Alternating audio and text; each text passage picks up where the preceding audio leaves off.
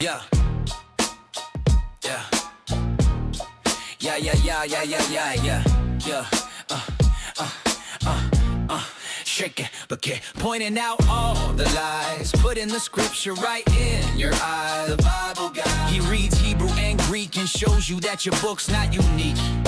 The Bible guy. He turns through the pages until every Christian rages. The Bible guy. Watch one time and you're hooked. Now let's watch why the Christians get cooked. The Bible guy.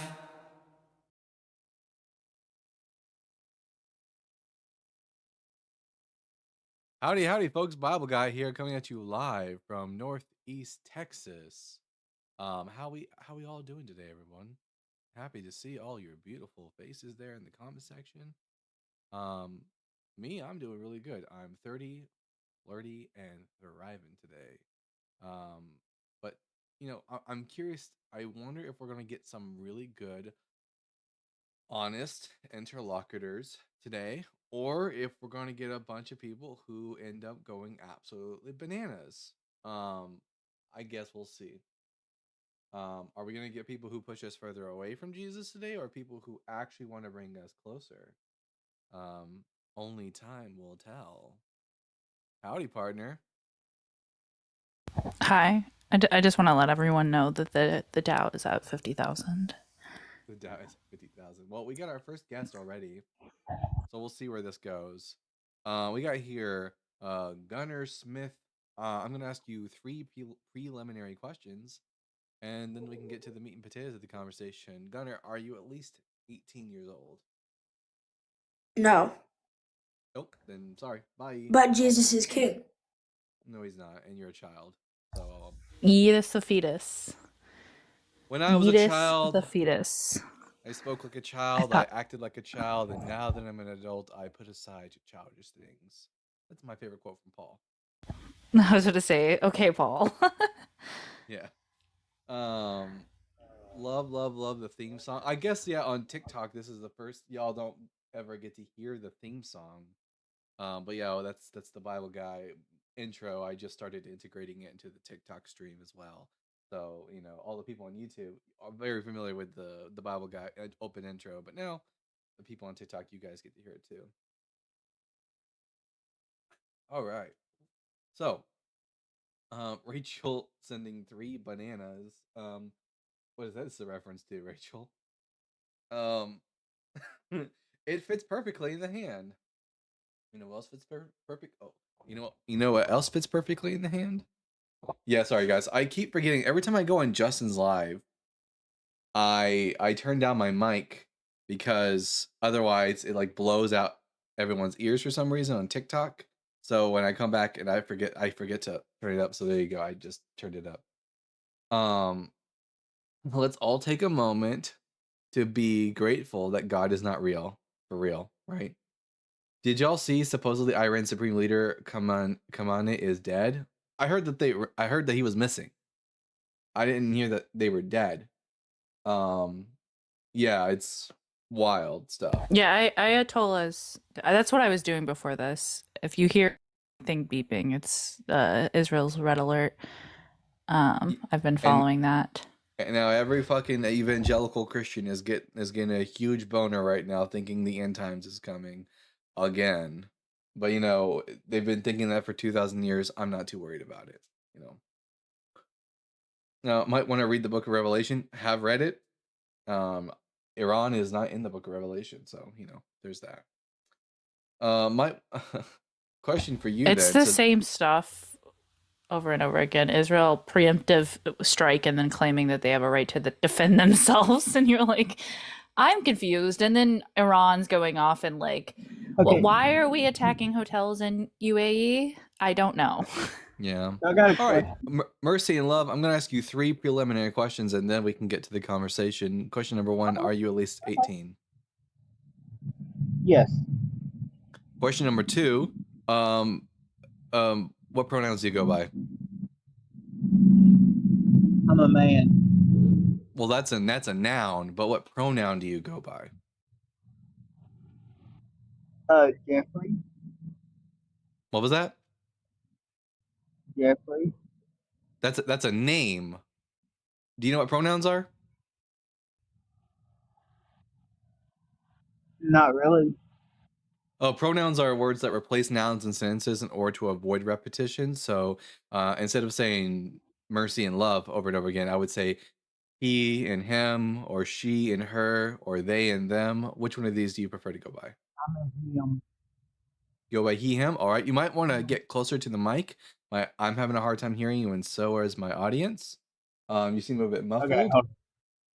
And then third and final question before we get to the conversation: do you think Jesus is dead? I'm a him. Yeah. Third question: do you think Jesus is dead? No. All right. I'm Dalton, the Bible guy. I think Jesus is dead. What brings you up? Okay, you said we've been waiting for 2,000 years. We've been saying he's been coming back for 2,000 years. So the question I got is, you're obviously out of school, right? Yes. Okay. Did you ever go to college? No.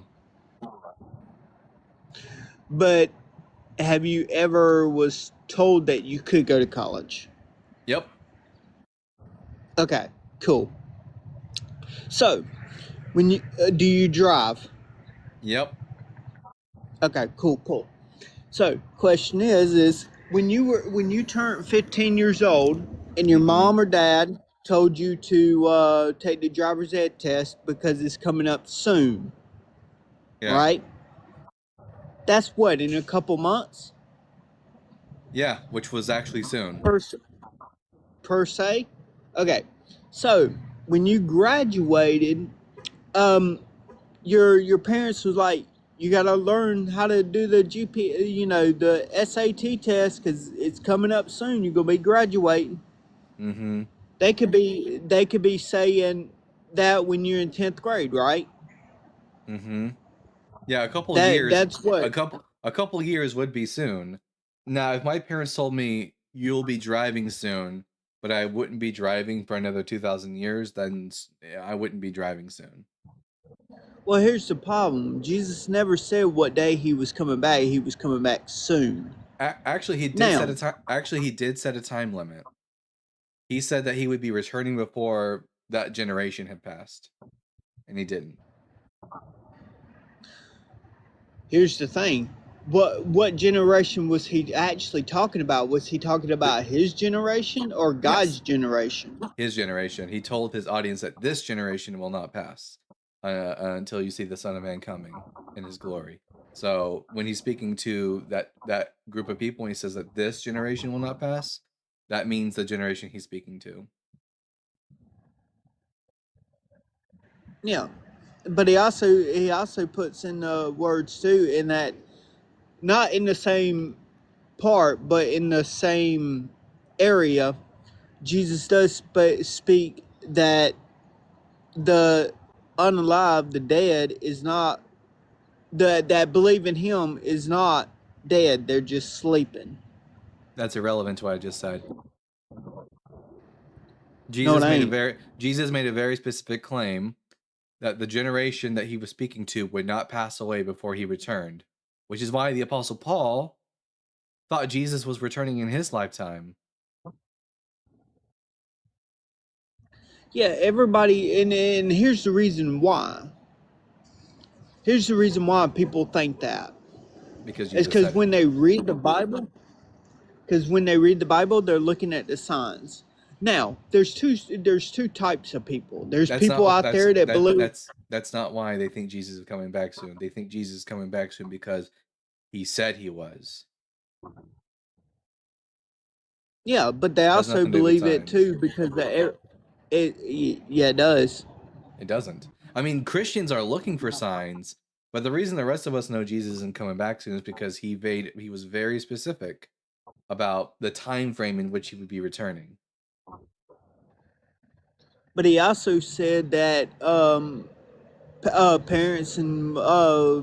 parents would be against their children would be against their parents. Which was true of the first century. When has that never been the case? But here's another thing that he said that too. He said that when he returns, it everything will have to be put into place, and it will be like a woman's birth pain.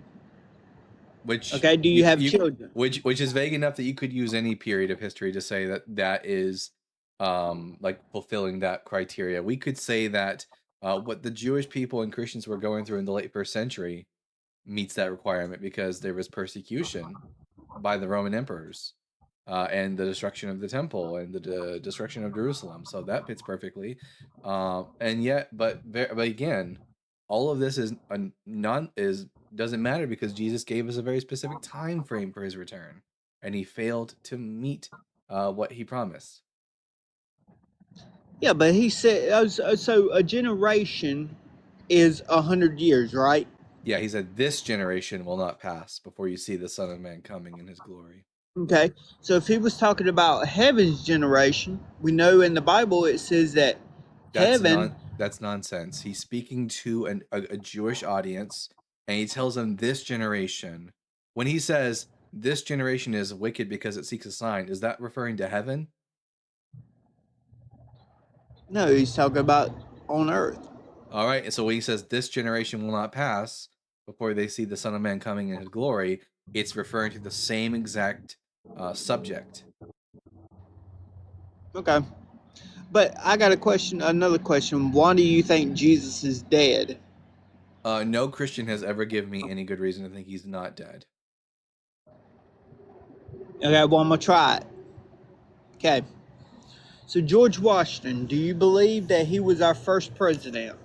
Yes, but I don't believe he chopped down his father's cherry tree. So I believe the verified facts about the historical George Washington. I don't believe the myths about George Washington. Hey, so you believe he was the first president? Correct. I believe the facts about him. I don't believe the myths about him. Same with Jesus. Okay, so how do you know that he was our first president? Yeah, through historical records, the same way that we know Jesus of Nazareth was crucified. But Yes. by the same measure, we also don't have any good reason to think you've been ignoring it, and for good reason. I've said it already 3 times or 2 times that I don't believe George Washington did not that George Washington chopped down his cherry tree, nor do I believe the myth that George Washington never told a lie. So because we don't have any good historical reasons to believe that. In the same way, that one definitely I don't believe in. But yeah, in the same way, I think Jesus of Nazareth was probably crucified under the Romans. That's a historical fact. But the myths about Jesus being the magical bits of the story, I don't believe in those bits. Why don't you believe that? Because they contradict each other, and we don't. They come from unknown sources. So how do they contradict each other? Yeah, who's the first person to see Jesus after he resurrects? Who's the first person that Jesus It was appears the to? 2 women. That's according to the Mary Gospels. That's according to the Gospels, but according to Paul, the first person that Jesus appears to is Peter. In First Corinthians chapter 15, verses 3 through 5, Paul says the first person Jesus appeared to was Peter. Interesting. Was the stone rolled away before or after the women approached the tomb? Yeah, it was after. So you are correct. Sorry about that. But yes, Peter was the first one, but it was actually the 2 women that were there at the tomb, and they said that Jesus. In the Gospels, the women are the first person to see Jesus. Not in our oldest Christian sources, being the Pauline epistles. In the Pauline epistles, there is no Mary Magdalene. There are no women. There is no tomb. There's nothing like that in the Pauline epistles. Paul just simply says, when he gives us a list of the people that Jesus appeared to, the first person he names is not Mary Magdalene. He knows nothing about these women. He says the first person that Jesus appeared to was Peter. So if you think that's a lie, why do you believe it's a lie? Because I don't believe in contradictions. You can't believe in 2 things that are contradicting at once. I can't believe that Jesus first appeared to Mary Magdalene, but also that he first appeared to Peter. He can only have first appeared to one or 2 people, one or the other. He can't first appear to both. unless they're together, which the Gospels don't say they were together. In fact, it makes a very point that they weren't together. The Gospels were written decades and decades and decades after the death of Jesus by unknown authors, and they make stuff up about Jesus all the time, so I don't have any good reason to trust their testimony. Do you believe there's a God? No, but even if I did, I would still think Jesus is dead. Okay, so if there's no God, then why do you believe that Jesus is dead? I heard the first part of that sentence. I heard the last part of that sentence, but you slurred your word a little bit in the middle there, so I don't know quite what you I said. said, okay, so if God is no, there's no God, then why do you think that Jesus is dead? I told you that even if I did think there was a God, I would still think Jesus is dead because I've been given no good reason to think that Jesus isn't dead. When people die from brain death, I've never had any verified example of them coming back to life. And if you want me to think that Jesus is an exception, I need good reason to think he's an exception. Because God does miracles. Even if I believe that a God existed who could do miracles, I would need good reason to think that this is an example of it. If I So can in think your of own words, you mean if I can think of a naturalistic explanation which has better explanatory power than magic as the answer, Occam's razor is going to tell me that I should go with the non-magical answer. so pretty much if you had it slapped right in your face, you wouldn't believe that there's a God or anything like that. No, I would. If it was like plainly obvious before my face, I would believe it. I don't know why you came to that conclusion based off what I said. Nothing I said indicated that I wouldn't believe if it was given to me like at face value, the evidence. I would believe the evidence it was presented. The problem is that no Christian has ever given me good evidence for the resurrection. So everything, pretty much 80% of the Bible has been proven facts. That's not true. 80%. You just pulled that number out of your ass. Yeah, I just pulled that number up, but it's pretty close. It's not. The majority of the Bible is either myth or mythic history. There's very little of the Bible that is historically accurate. We can say that some of the historical Noah's flood is a myth. Yeah, but how do you explain that? And there's been fish in the desert or fish on mountains and stuff like that. Easy, because I'm just saying fish. Easy because deserts haven't always been deserts. There are regions of Egypt today that How do you know that? Yeah, we can look at the evidence. Basically, we can find a remains of coral reefs. Evidence through evidence. I'm not done talking. No, this is me, Mercy. How do you think that we're pulling gas out of Texas? Like, how do you think that's possible? Because all of in this type of like fossil remains are like most of this region was underwater for like a period of time. Like we know this because of the type of oil that we pull from this region. So the scientists that tell you that it was the type of oil that tell you, actually, if you look it up, because I've done my research, if you look it up, most of the scientists are just assuming that's what it is. No, they're not assuming. No. When you make up facts like 80% as the number, I don't trust your ability to relate to me what the science says. So scientists use the scientific method to come to conclusions about facts of the world. They don't just make shit up. That scientists, do you know why scientists become scientists? Why? Because they have a drive to understand the natural world. You don't make shit up if you have a drive to understand the natural world. That's what you do if you're a Christian and you don't have answers to things. You just make shit up. Scientists want to know what is true. They don't want to just believe whatever's comfortable. So they use the scientific method, which involves making observations, then making hypotheses based on those observations, then testing them, repeatedly that test being presented and gone through peer review. This is how we come to a knowledge about what is true in science, or what is most likely true. Yeah, more than likely true. Yeah, based on the evidence.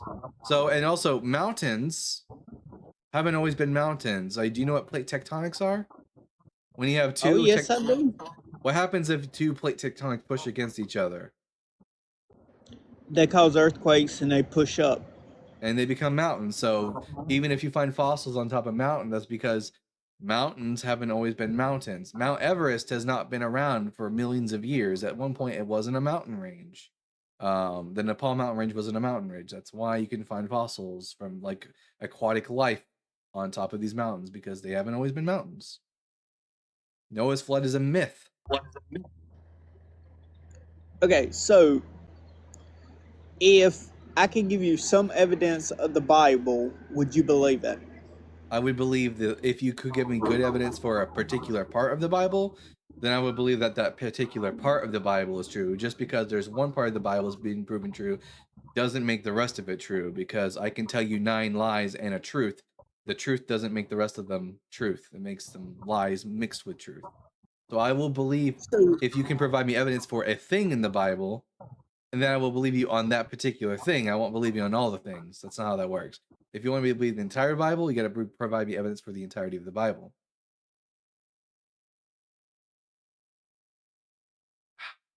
Hedgie Hollow says Ark story was taken from an older fable from another culture.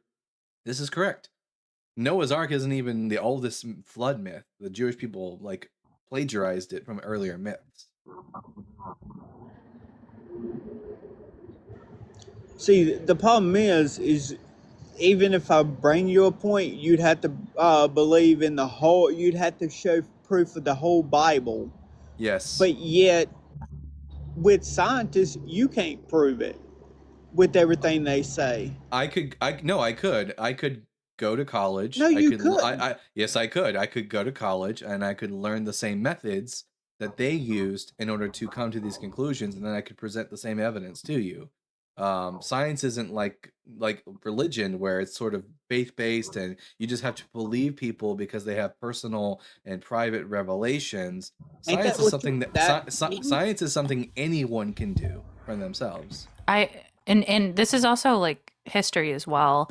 Both science and history, like the primary basis of like our education, at least mine in psychology, is not just to throw information at you. It's to teach you how to critically think. Like you take research statistics, you take methods in research, you take all these courses to learn how like studies are done, and you know how we came to the conclusions. You have to take philosophy in psychology. You have to take all these courses, not just to like them telling you that this is true.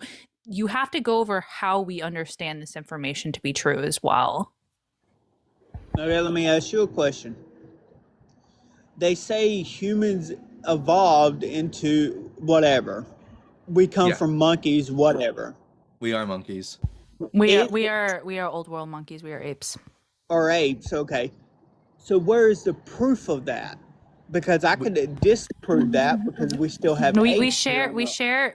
like a mass majority of our DNA, and there's certain like viruses that we share in our like changes corruptions in our, I think it's like our DNA, that share like commonalities. Like you share DNA with a freaking banana as well. It's like it's just there are tons of evidences. I'm not a biologist by any means, but like Mercy, this should have been taught to you in like 5th grade. Mercy and love, like let's say that I have 3 people here. We have person A, and when we have 2 other people, person B and person C.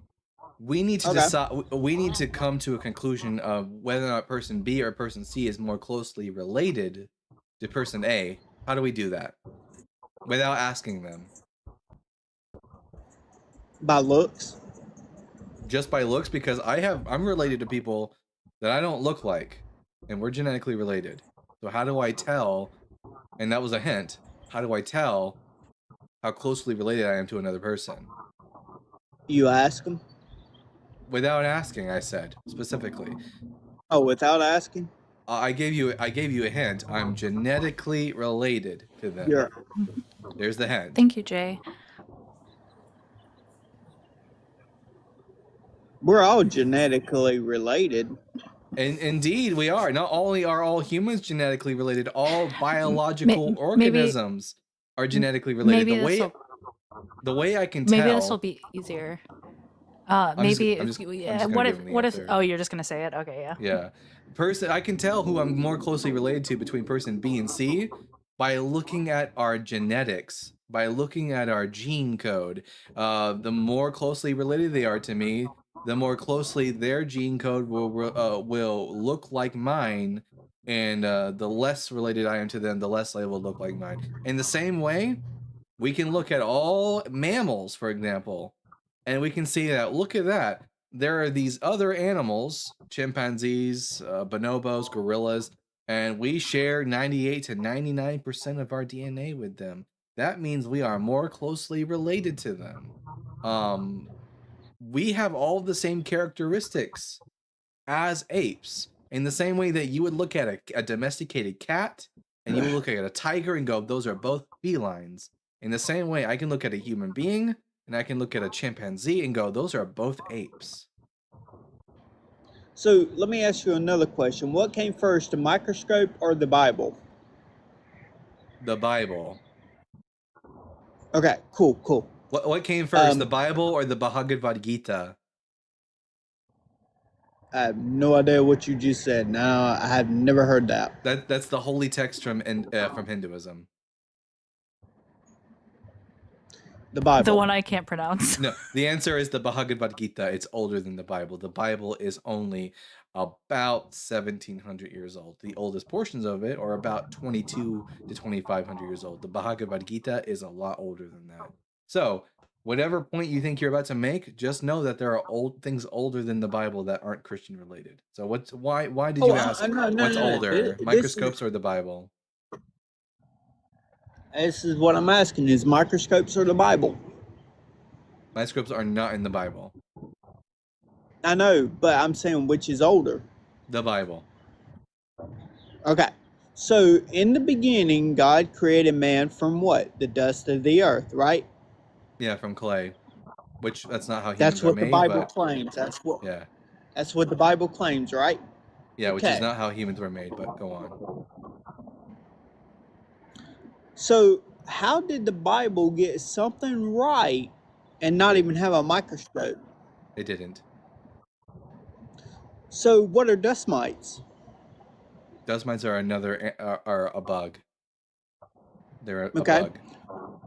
What is the dust that gathers on your TV stand? Are you saying we're made out of dust mites, Mercy?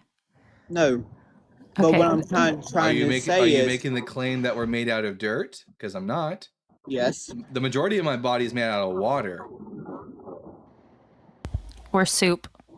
Change my mind.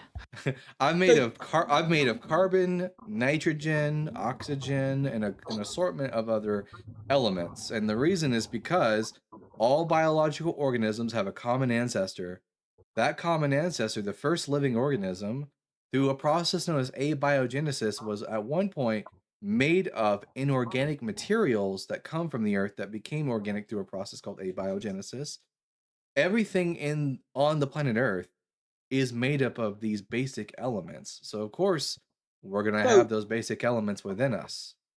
But I'm not made of dirt. You're saying that you believe all this, you have never went to college for this stuff. No, I went to So high you school. can get some- We learned this in high school. I don't know about Hold you, on, but let we me- learned this in high school. Well, Let me even get if- Snitch in here. Even It's if not- you See if learn she's it in available. high school, Is scientific snitching? even if you learn I it just from high sent it to her. No. Maybe she'll even come if you in learn it from because high she school, could actually give him a lesson. Because I'm not qualified to like really talk much on this. I mean, I have some okay, cool, minor cool. college biology, So- but most of what I studied was in relation to the brain. So what I'm about to get at But is you but have guess what? I don't take this on faith. We have evidence for this fact. Yeah. All No, you no, you have, take this all on you faith. have, I don't have faith. No, all you have is an Yes, you old do. book. Oh, I don't. I could, if I wanted to, I could take some of my blood and put it under a microscope, and I could see these things for myself. I don't have to have faith. Faith is belief without evidence. I have evidence for what we believe. I have evidence On that human somebody beings else are closely writing it. related to other apes. For somebody else writing it, that you claim that, hey, people lie. We don't believe yeah, things just 'cause they're written down. we know enough about the scientific process, and to know that there are experts out there Not if you who didn't take a college class. I have yes, a in high degree. school. I have a degree as well. Also, By I the don't way, know. I had to take I, intellectual foundations. I don't like know I had where to you- study I all don't- this. I don't know where you went to school, Mercy and Love, but we learned about this in high school. So I don't Yeah. know if We maybe I don't know if maybe you were homeschooled, or you just like maybe you went to a school in a really bad part of Texas or something like that. I get it, but even I, who went to school in Texas, learned about this in high school. You are without excuse. Now, what's yeah, more but likely? Taking faith off of So a teacher. No, I'm not. Again, you don't Yeah, know, you are. you don't know the first thing about how science works. So, here's the thing. I have evidence of nature. I have direct evidence of nature existing. It's all around me.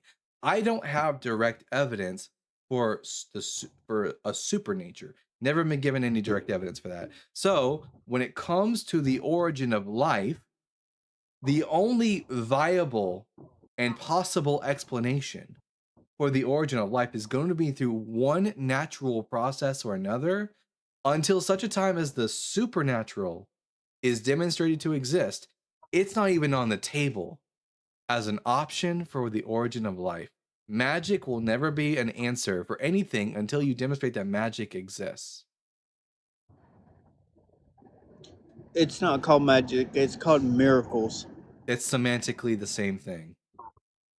The only difference is origin, and one's pejorative and one's not. Otherwise, exactly the same thing. Miracles are just God Yep. magic.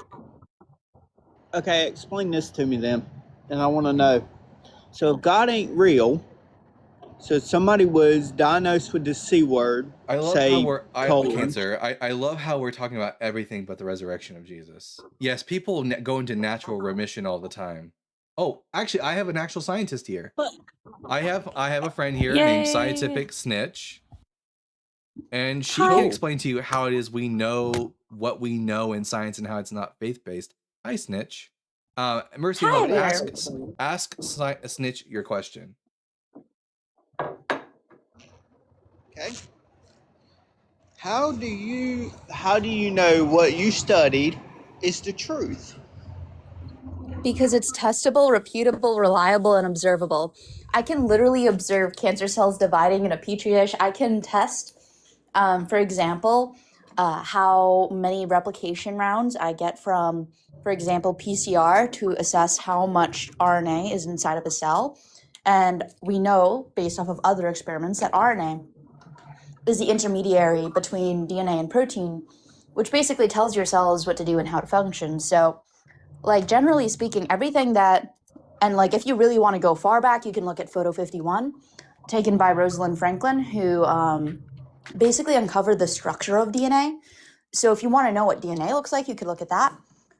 If you want to look at cells, I can show you photos if you'd like. I actually have. Well, the thing is we're talking about scientists in general. Like Yes, I am a scientist. Yeah, so they're talking about, like, they're saying that, how the earth was, how we came from apes. We Yeah. are apes. So there's multiple different there are multiple different specific pieces of evidence for this. I could provide you with, oh boy, the endogenous retrovirus study. I could provide you with specific genomic scar structures. So basically, I'm not sure you're familiar with this, but basically at the end of every single chromosome, which is an organized structure that holds your DNA, there are these things called telomeres. In humans, there's a scar site at 2q13 and 2q14, which basically illustrates why chimpanzees have one more chromosome than humans. Because very long ago, there were two that fused together. So therefore, they have more chromosomes than us because of this. There's also the endogenous retroviruses, which basically there are viruses that can insert themselves into our genome, kind of like HIV, similar to herpes. And this is the reason why they're so reoccurring and the reason why they're so detrimental to human society and why you don't really have a cure, because they insert themselves into our DNA. Now, there are about 204, 205 endogenous retroviruses that are identical between humans and chimpanzees. And I sort of believe what you're talking about. But my next question is this, okay? We're talking about how does he know? He's talking about he don't believe in faith, and faith is believing. Believing So without you don't evidence. have to believe. You don't need to believe what I'm talking about because you could see it. You could see it. Yes, you've you can actually- test for it. So you've actually seen an ape go from an ape to a human.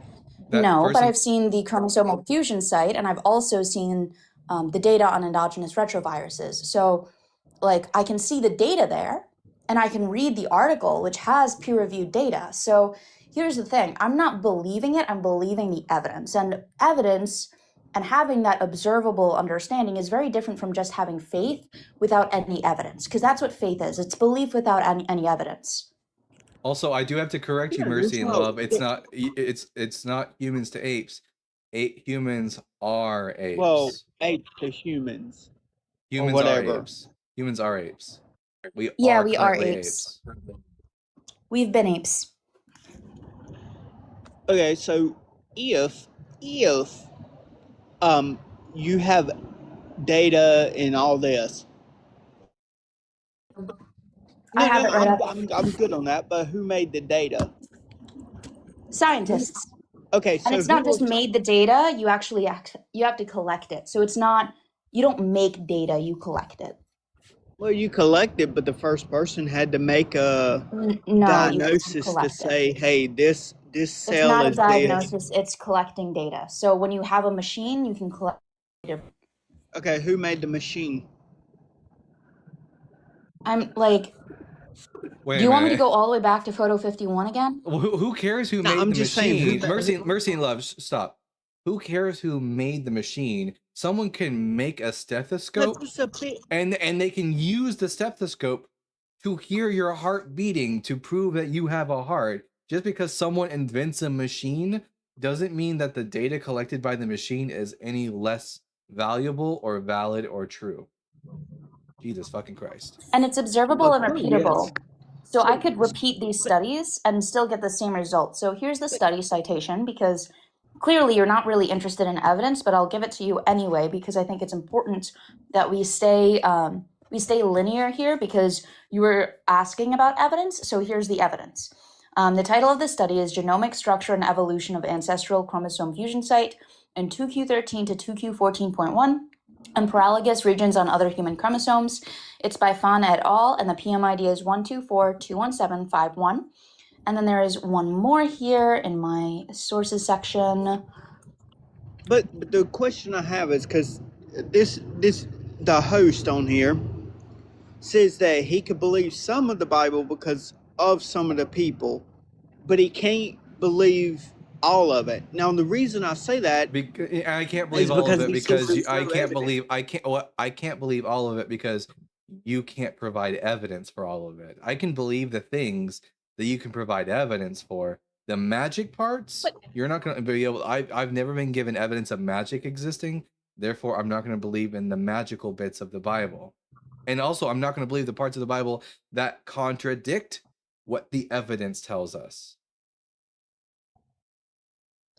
But you say that humans may say the magic park was just put in there, they just lied about it. Okay. No, not lied. It doesn't matter. You don't have to lie. For example, when it comes to the resurrection, which is the actual topic of the debate, all that's required is for people grieving people to hallucinate a dead person, which happens 30 to 60% of grieving individuals experience bereavement hallucinations, So according to the data. And this is quite, especially in countries like in you could Latin do America, 4,000 people. especially in Latin America. Well, there aren't 4,000 witnesses to the resurrection of Jesus in the Bible. Or 400.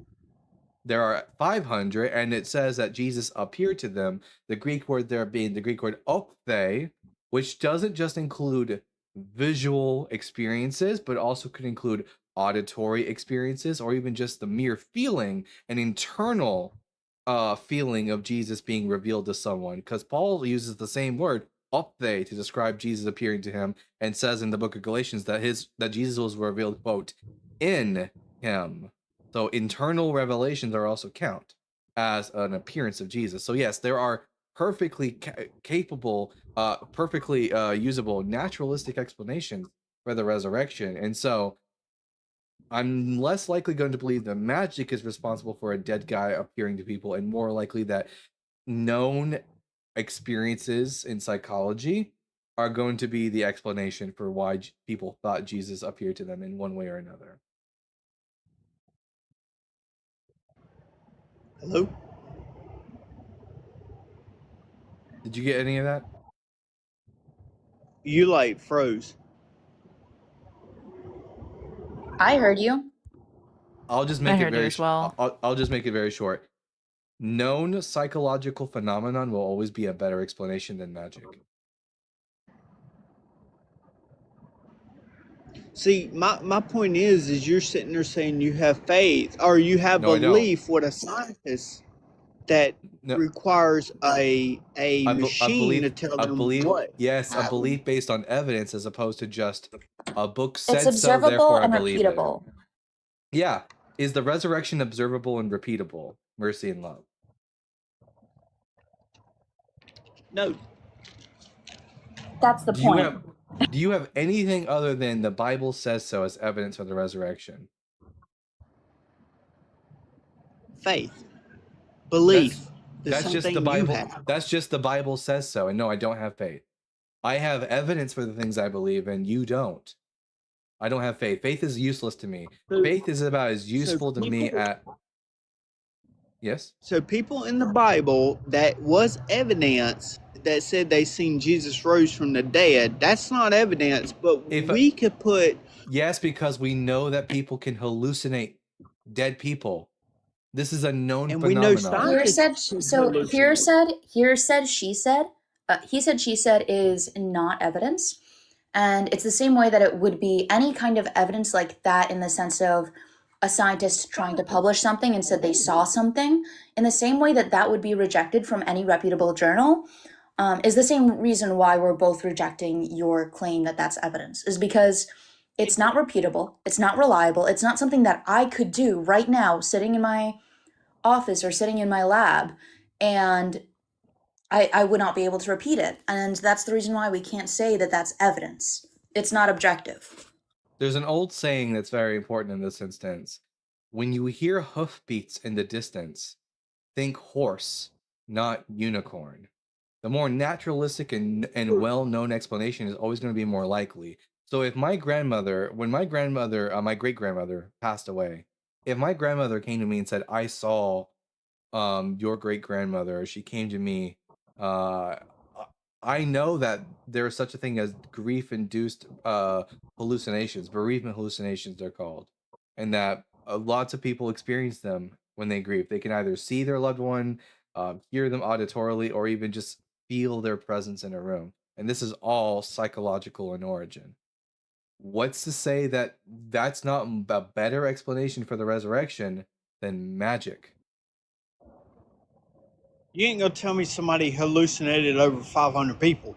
Yeah, no, it doesn't require a hallucination of 500 people. 500 people, all it requires is for a group of 500 people to, a few of them to see Jesus, a few of them to hear Jesus, or even many of them to just feel Jesus's presence in the room, which is perfectly acceptable in a religious scenario. The religious can, through rituals, create these experiences for themselves. But okay, so how is a computer made? Why does that matter? Because if you're saying that parts of the Bible is lying, people are lying about it, then how is a I know. computer made? Oh my God. I'm going to say it again, Mercy and Love. It doesn't require for them to be lying. They're just mistaken. When people think they see their loved ones in a bereavement hallucination and they tell me, I saw my loved one, that's not them lying. That's them just wrongly thinking that their loved one came to them when in fact it was just a hallucination. It doesn't Okay. require the apostles to lie about having these post-mortem experiences of Jesus. It just requires them to misinterpret the sense data that they are receiving. So, do you know what bugs are in software? Yes. I'm pretty sure you do. We're So on that's the now. reason why I said it's repeatable and reliable. So we don't usually trust just one collection of data. We usually trust it when it's collected multiple times. So when I say that it's repeatable and reliable, I could repeat the experiment on various chromosomes. In fact, these studies have multiple samples to ensure that they're not just deriving it from one specific That has the, time that they that has collect the data. same So program. for example, please let me finish. The individuals of this study analyzed approximately, they followed up a detailed analysis of 213 HOVW insertions in the human genome with approximately 12 different non-human primate species. So not only did they repeat this with chimpanzees, they repeated it with other primates, humans, and multiple samples. And let me give you the specific amount. So going to the methods section here, just to provide you with like the specifics.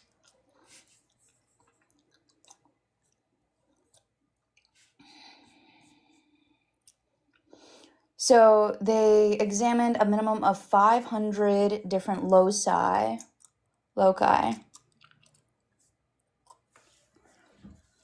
Aha, bootstrap method with about 100 replicates. So when we're talking about these studies with multiple samples, that's what we're talking about. And just to give you perspective, that other one that I was talking about, the genomic fusion site, let me find the method section here.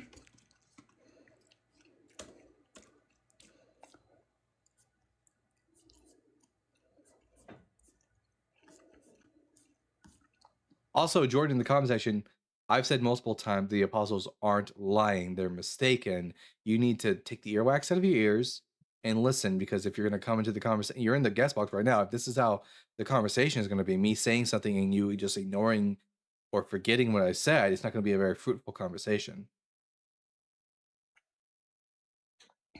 PCR analysis.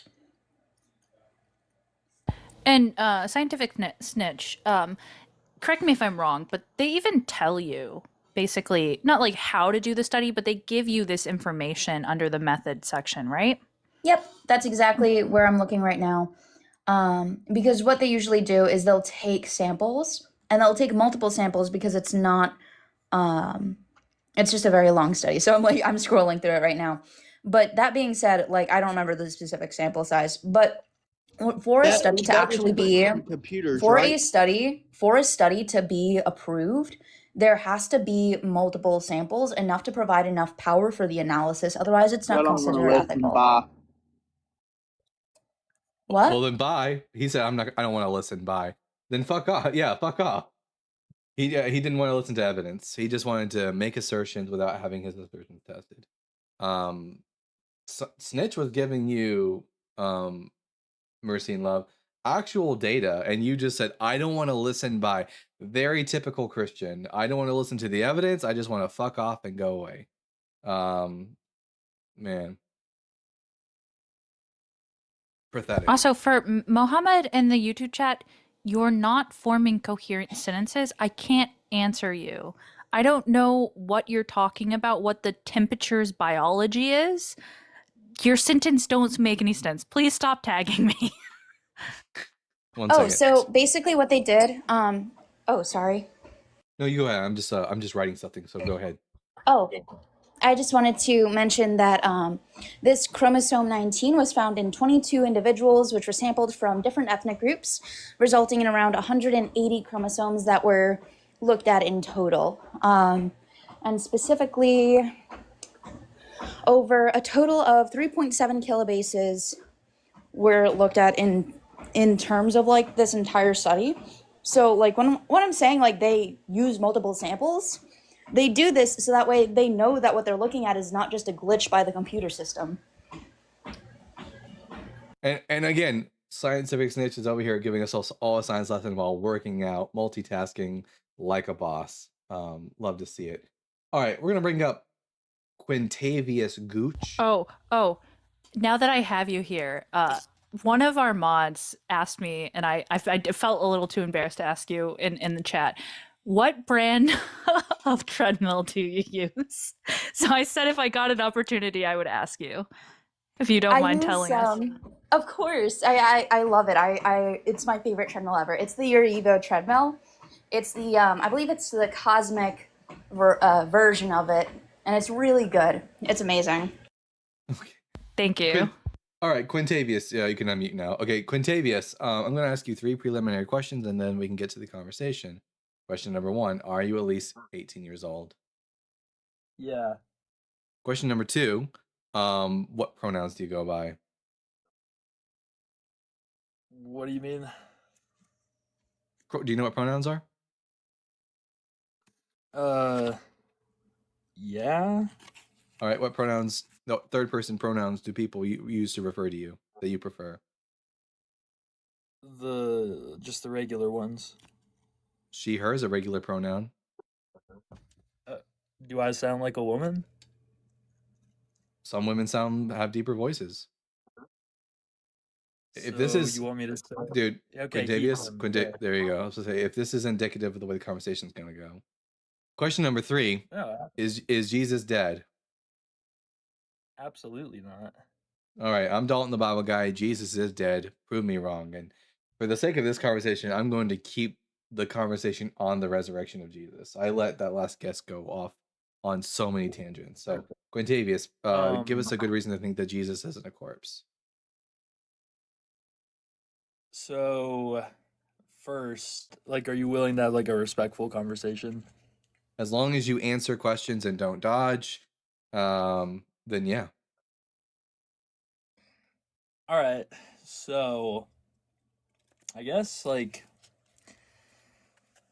I mean, the eyewitnesses happened, but we went over that, so I can bring up a different point. Yeah, we don't have eyewitnesses.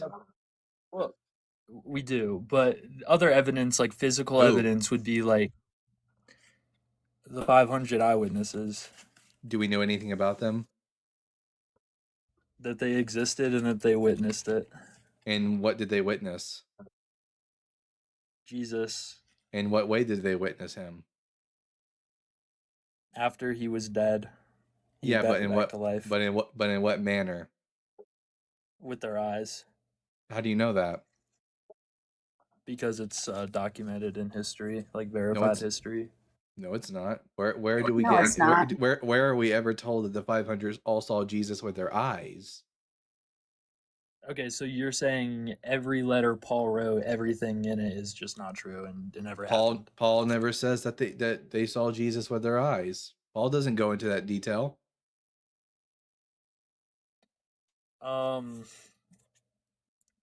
Could you give me like evidence of that? Like I've Paul- like heard Paul about only- all this stuff. and Paul, nothing there's about only it. one whole verse in the entire Bible about the 500, and it's in 1 Corinthians chapter 15 where Paul says that Jesus appeared to 500 people all at once.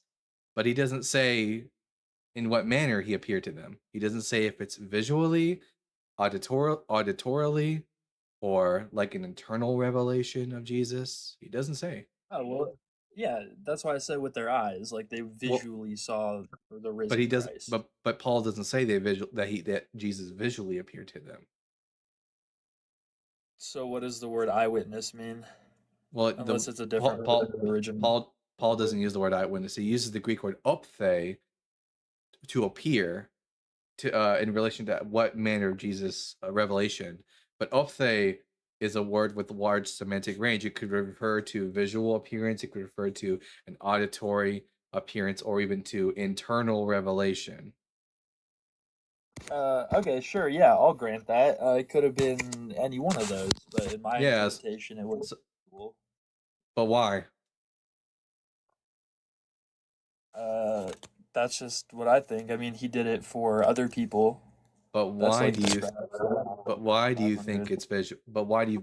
Other than that, that's just what you. That's like what your fifis tell you. What do you? What do you? Why would any of us think that it's a visual appearance? Because he visually appears to other people after he's resurrected, like his Who? disciples. We don't know that he visually appeared to disciples either. It's in the Bible.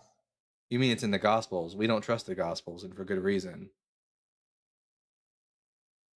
Uh, you don't trust the Gospels, okay. Yeah, I mean, we don't know who wrote them, and they contradict each other, and we can see clearly that they're not above and beyond just making things up about the narrative of Jesus in order to meet an agenda. I guess we have like there's a bit of a different standard going on here. So, would you apply this same like sort of rigor to any other historical claim that you cannot like verify in Yeah, this same manner? yes, which is why I do not think that Alexander the Great was born of the god Zeus. Well, obviously Zeus isn't real, but Neither is Yahweh. um, Now, so when would it you comes apply to physical evidence? for example, when was okay? Here's an example of why I don't trust the Gospels and how I know that they could just make shit up if they need to fit their agenda. When was Jesus killed? Would have been like 2026 years ago. Let me be more specific. When on the Jewish calendar was Jesus killed? Like what day of the year? Oh, was it spring? I'm not too sure. Well, that's a season. So I'll give you the answer. According to the synoptic gospels of Matthew, Mark, and Luke, Jesus is killed at around 9 in the morning on the 15th day of the first month of the Jewish calendar, the month called Nisan. When we read the Gospels, we see that the Last Supper is supposed to be a Passover meal, correct? Yeah. And then the following day, it says in the Gospel of Mark that at 9 in the morning, the third hour, that Jesus is crucified. So he's crucified. So that's the 15th. The Passover celebration, you eat it at the evening of the 14th of Nisan. And when the sun sets, it's the 15th of Nisan. And that's when Jesus is arrested and crucified the following morning. Now, the Gospel of John, however, changes the date and time of Jesus' crucifixion, and the author does so for theological reasons. The whole point of one of the themes of John's Gospel is that Jesus is, quote, the Lamb of God who takes away the sins of the world. So, according to John 19:14, Jesus's trial by Pilate and his crucifixion took place on the preparation day for the Passover. That's a whole day earlier. And he's crucified not at 9 in the morning like the Gospel of Mark says, but he's crucified in the afternoon. Why the change? The author of John changes the day and time of Jesus' crucifixion so that Jesus' death takes place at the same time when the Passover lambs would be killed for the Passover meal later that evening. So if the author of John is willing to change this fact surrounding Jesus's death to suit a theological purpose, who's to say they aren't doing the same for like the resurrection or like the birth narratives or the miracles or any of it? Yeah, so I definitely see the confusion, but are you talking about like John 5:1? Like No, John 19:14 places Jesus's arrest, trial, and crucifixion on the preparation day of the Passover, which is a whole day before the other gospels say he was killed.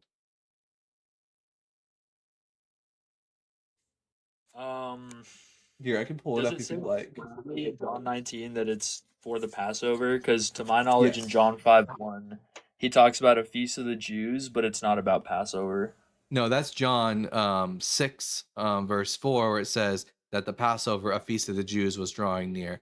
But when we read the Gospel of John, chapter 19, verse 14, it says, here, I'll start from verse 13. When Pilate heard these words, he brought Jesus outside and sat on the judge's bench at the place called the Stone Pavement, or in Hebrew, Gabbatha.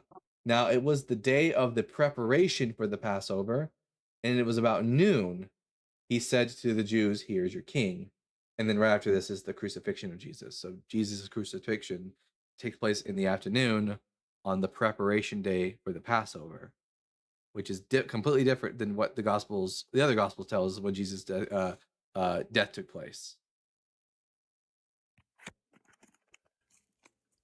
Okay. I mean, I can grant that there's there's gonna be some like discrepancies because, it's like it's still written by man with some like divine influence. Like I don't think every word is directly from God, Well, but I think we know why the author of John is doing this is because he's trying to make a theological point. He believes Jesus is the Passover lamb. He's the fulfillment of the Passover. Therefore, he shifts Jesus's death date back in order to correlate with the timing when the lambs would be crucified. But that just shows us that the authors of the Gospels are willing to make things up about Jesus in order to make theological points. Like, for example, in the Gospel of Mark, Jesus rides into Jerusalem on a donkey. Now, the Gospel author of Matthew, misreading Zechariah 9:9 and thinking the Messiah is supposed to ride in on 2 donkeys, makes it to where Jesus rides into Jerusalem on 2 donkeys because he misreads the prophecy from Zechariah. Again, another example of the authors willingly changing the narrative of Jesus in order to conform with a theological belief. So this is why we don't trust the Gospels to tell us facts about Jesus. I get what you're saying, but is like your only like evidence or like point against the resurrection like some minor discrepancy in the These aren't Gospels because they're written by man. my reason for disbelieving the resurrection is 1, because we have better naturalistic explanations, and 2, the Gospels are unreliable, unknown sources making things up about Jesus. Okay, so would you accept like physical evidence? Sure. Yeah, so we have the Shroud of Turin. Or as we call it here, the Shroud of Tourism, because we have a letter from the 14th century from an actual member of the church clergy confessing that the shroud was made by an artist. And we even have experimental archaeologist Luigi Garglacelli, who has been able to manufacture the Shroud of Turin using medieval methods. The Shroud of Turin is not the Shroud of Jesus. Okay, so you'd accept like the random testimony of a guy in 1400, but not like anyone in the Bible. A clergy member from where the shroud was found who said that We- his we also own have- predecessor had. Why would a Catholic? We also have who would carbon love to- dating. Well, we'll get to that in a second. We But also the have question is, Yeah. why would a Catholic clergy member who would only benefit from the Shroud of Turin being authentic make the claim that it's not? He says that the whole purpose for the shroud being created by the artist was because because the bishop's predecessor was stricken with avarice. In other words, he was greedy for money, and the shroud was a good tourist mechanism for bringing in money. When the carbon dating dates the shroud to the 14th century, and we have a letter from the 14th century saying that it was made by an artist, and we have an experimental archaeologist who's given us a sure solid weave patterns. method. Yeah, the weave patterns also didn't exist in the first century. And weave patterns that didn't exist. Like all the evidence seems to point to this. It doesn't like the shroud doesn't fit the gospel accounts either. So it's like all the evidence doesn't seem to be in your favor, and like even the like wax analysis, like it ignores the fact that it wasn't a fire, doesn't account for that data at all, and this new testing isn't even meant for this type of thing. So I've thoroughly gone through There's also this DNA data. testing. There's also DNA testing of the different plant species that have been identified on the Turin, identifying that it is likely come from various parts of Central Europe, North Africa, the Middle East, Eastern Asia, the Americas. Like, not a very good look for the Shroud of Turin It's highly coming from contaminated. the Americas. Yeah, I'd have to look into all those points. Like, I'm gonna go look into all that. But I mean, we also have like blood that was tested from. It was in. Yeah, no, that's not. Yeah, So it was found I'm on the sorry, that's not possible. Blood would be degraded by then.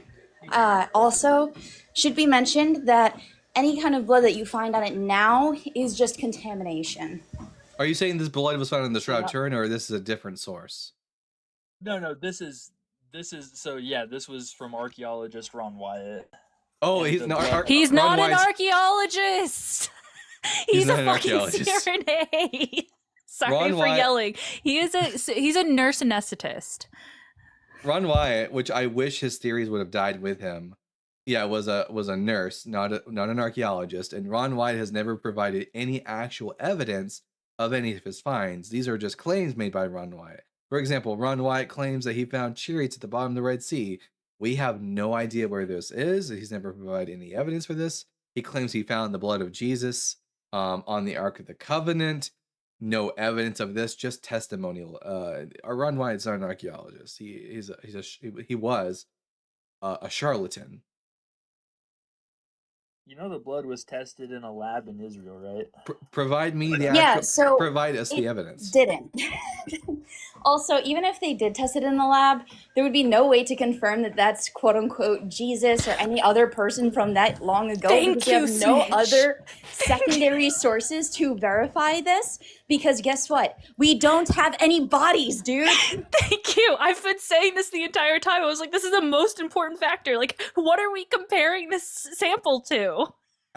When there's a crime that's committed, for example, and they find blood at the crime scene, let's say it's my blood, they would have no way of knowing it's my blood unless they come to me, take a blood sample, and then compare the two. In order to say that this is the blood of Jesus, you would have to have Jesus present, take his blood, and then compare the two sources. So you make the claim that that scientists in Israel tested this.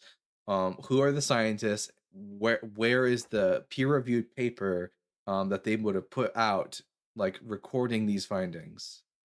Or is this just again Ron Wyatt saying that scientists made this discovery and him never providing any evidence for it?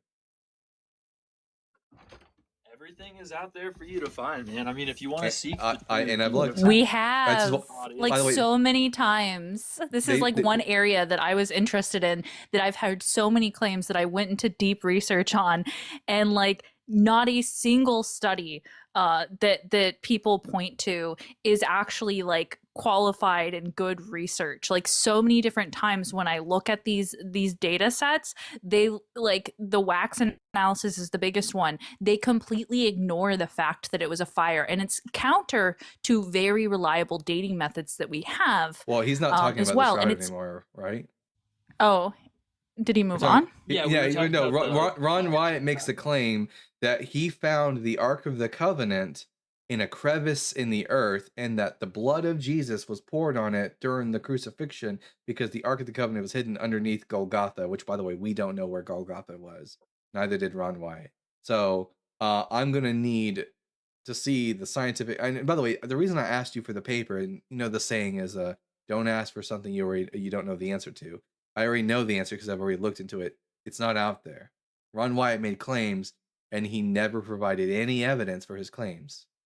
Crevasse. Sorry, I say crevice, people. Crevice. Anyways, I have Okay, done so the research. you would like not believe like, this stuff or the resurrection, but you would believe that like we came from nothing and like I don't believe everything is that. just this I don't believe we Nope. came from nothing. That's not my belief. I don't think there was ever a nothing.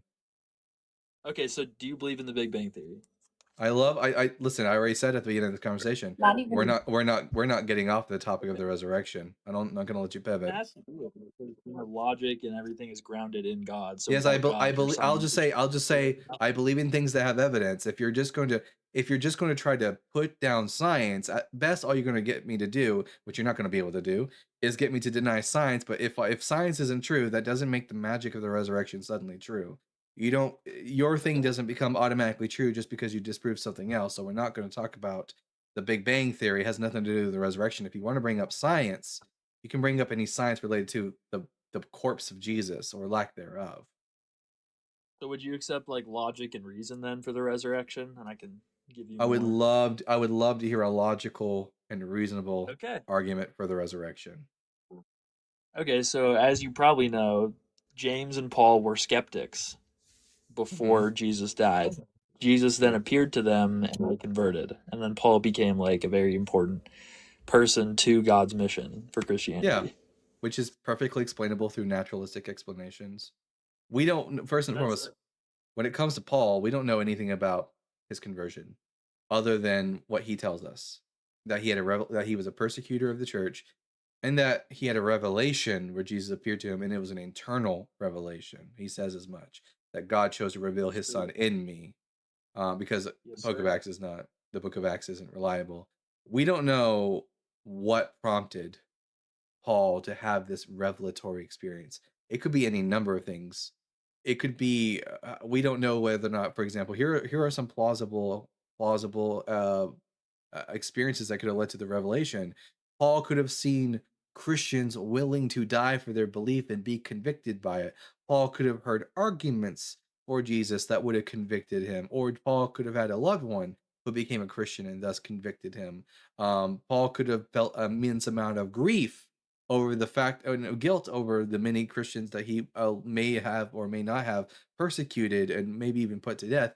All of this could have led to him being convinced or turned his mind over to the Christian, the Nazarene sect, and thus led to him having um, a, a visionary experience, which is completely natural. It can be induced naturally through rituals and whatnot to see Jesus. This is perfectly reasonable explanation. Yeah, no, maybe if like you only isolate that one thing, but then like my argument wasn't quite finished because there's other like things that just build and build on it, and it all corroborates each other. So the next part of that would be like we said earlier in 1 Corinthians 15:3-8.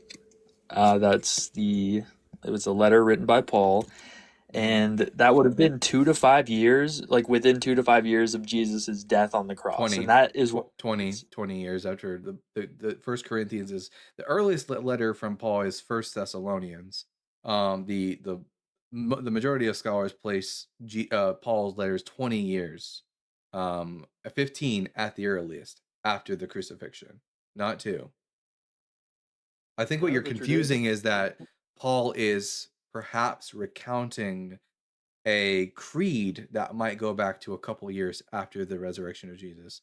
But I'm actually currently working on I'm working on 2 videos right now, but I'm working on one video where actually I use First Corinthians 15 to create a plausible like series of events that using psychology and history and theology to give an explanation for the post-resurrection appearances of Jesus. Okay, that's cool. So the next fact would be that the tomb was found empty. Like that's What tomb? it's definitive. What tomb? Jesus' tomb. And so the reason that we Wait, can I also don't think take I don't think Jesus was buried in a tomb. Here's an interesting thing. So many Christians love to use the apologetic of the empty tomb. You know who never once used that apologetic? who? Paul. Why doesn't Paul ever make an argument from an empty tomb to favor the resurrection? Not even once. He says Jesus was buried and raised, but he never mentions Jesus being buried in a tomb and never says, look to this empty tomb as evidence of the resurrection. Why doesn't he do that? Unless Paul just wasn't aware of the fact that Jesus was even buried in a tomb. Well, no, he probably wasn't because he wasn't like there. Like he never met Jesus before like his resurrection. What happened to the vast majority of crucifixion victims after they were crucified? Like in Rome? In Palestine. I don't know what. They were thrown into they were buried in a mass grave. Okay. it's more likely than not that Jesus was given the same treatment.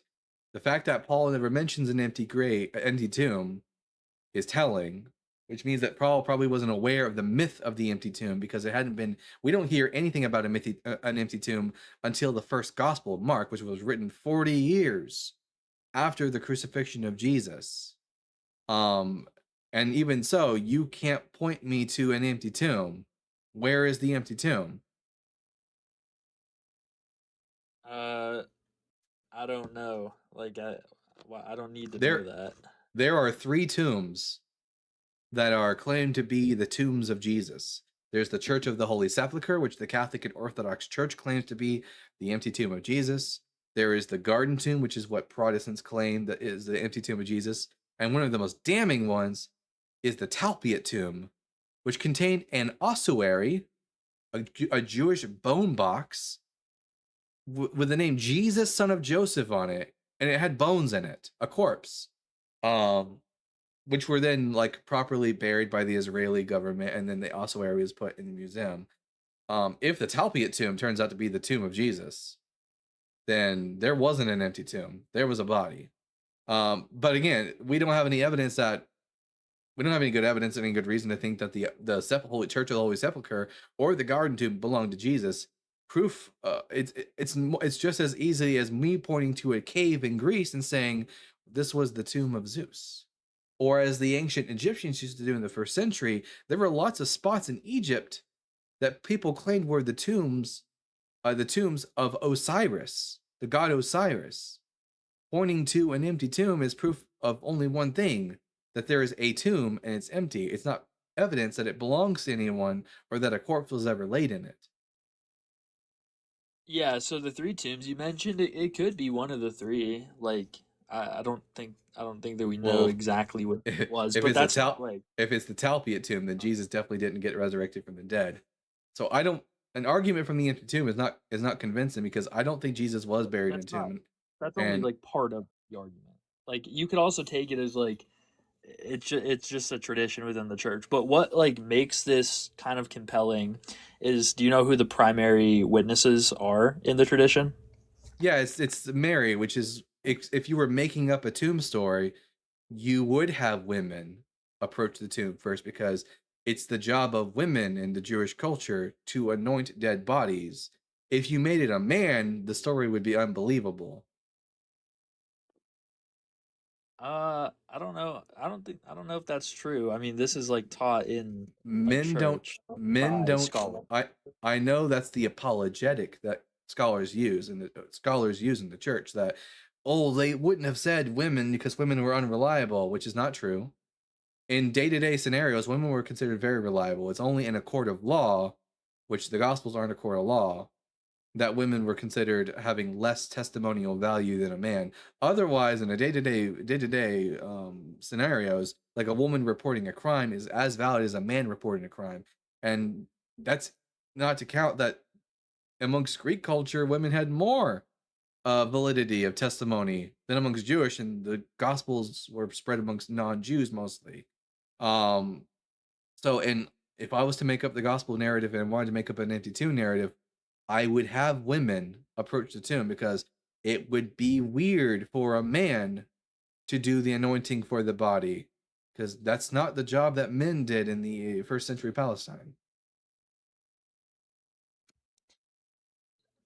Yeah, okay, maybe. So then what would you make of like, because in like the Jewish context, like there wouldn't have been a resurrection. Like that's at the end of history, right? Well, they So thought. what Well, disciples the authors of the New Testament thought they were at the a the resurrection authors failed the it. authors of the New Testament thought they were at the end of history. Can you prove that? Yes. How has the book of Hebrews began? In many ways and in various ways, God has spoken to us in the past through the prophets, but in these last days, He has spoken to us through His Son. He refers to the times that they live as the last days. The author of the book of Revelation envisions that says that the things contained in the book are things which must shortly come to pass.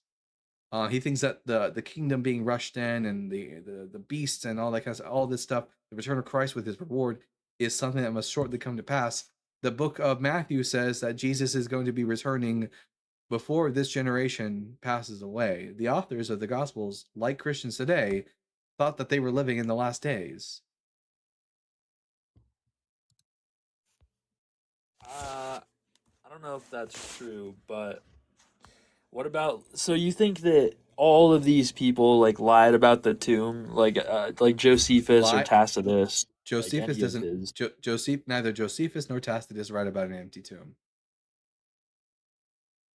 Not an empty tomb, but a tomb like at all. They don't Like write. They don't write about they a tomb. Josephus, they write if about we take the miracles? if we believe that the testimony of Flavianum is at least only partially interpolated and not fully interpolated, which is a valid theory. The idea that it might be that Josephus didn't even write about Jesus, but if the partial interpolation theory is true, then all Josephus says about Jesus is that he was a teacher, was known as a wonder worker, and that he was crucified by Pilate at the behest of the Jews, and that there are still people who follow him to this day. He doesn't say anything about a tomb. Neither does Tacitus. Okay, I might have been misinformed about that one. So, if I wanted, so I've been in the church for all 19 years that I've been alive, right? What would, like, if I wanted to kind of like learn about what you're saying, like where do I start with that? And I don't know if I want to start because I don't I don't know because my parents like warn against this stuff in my congregation and like You wait, you think it's okay, I have a question for you. If you were going to learn how to do something and someone told you, "Don't look at that source," like, wouldn't that be a little suspicious to you? Like, don't look at things that contradict the what you're looking up. That's a little questionable. Like, if I want someone to learn about something, I tell them, "Hey, look at everything. Go study this to fruition. Go take like it." Now, I'm not gonna say like go on conspiracy. Obviously avoid those places. Like that's understandable. But biblical scholars, like, I don't understand why they would say don't go look into this. oh, my I, I, parents. Not I yeah. I mean, Yeah. my parents did the same thing.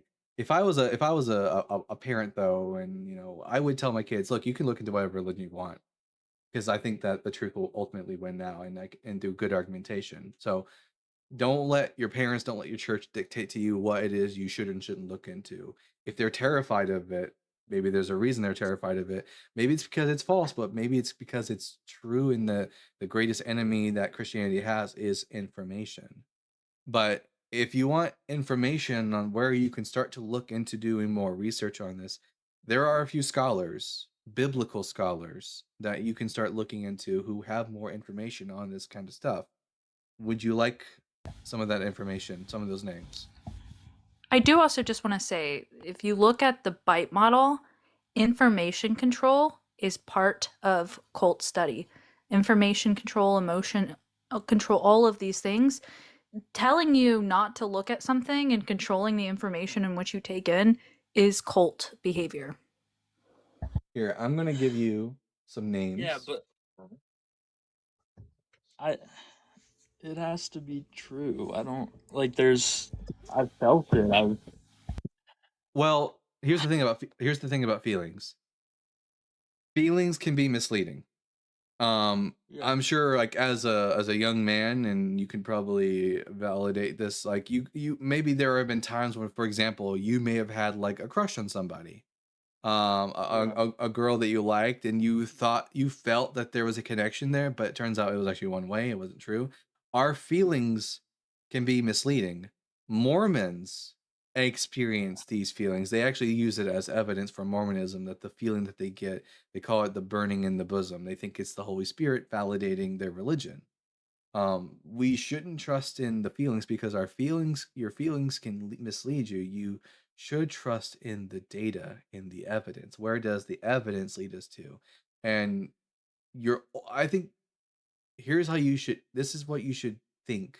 you want the best result, your main focus should be on believing as many true things as possible and to disbelieving as many false things as possible. Make truth your goal, and it doesn't matter where it takes you. Maybe it takes you back to Christianity. Maybe you end up deconstructing and you build back up a better Christianity, or it takes you to Judaism, or it takes you to Islam, or it takes you to non-belief in any religion whatsoever. Never be afraid of the truth, because, well, to quote one rabbi from the ancient world, the truth shall set you free. But I'm gonna be giving you a couple names. Um, you have something to write down with? Ooh, maybe some Christian scholars too, like Dale Allison. Oh yeah, I'm gonna as well. Okay. I got one I got planned for. So first name, I want you to write down Bart D. Ehrman. It's on the screen for you. Let me know when you have that Okay. written down.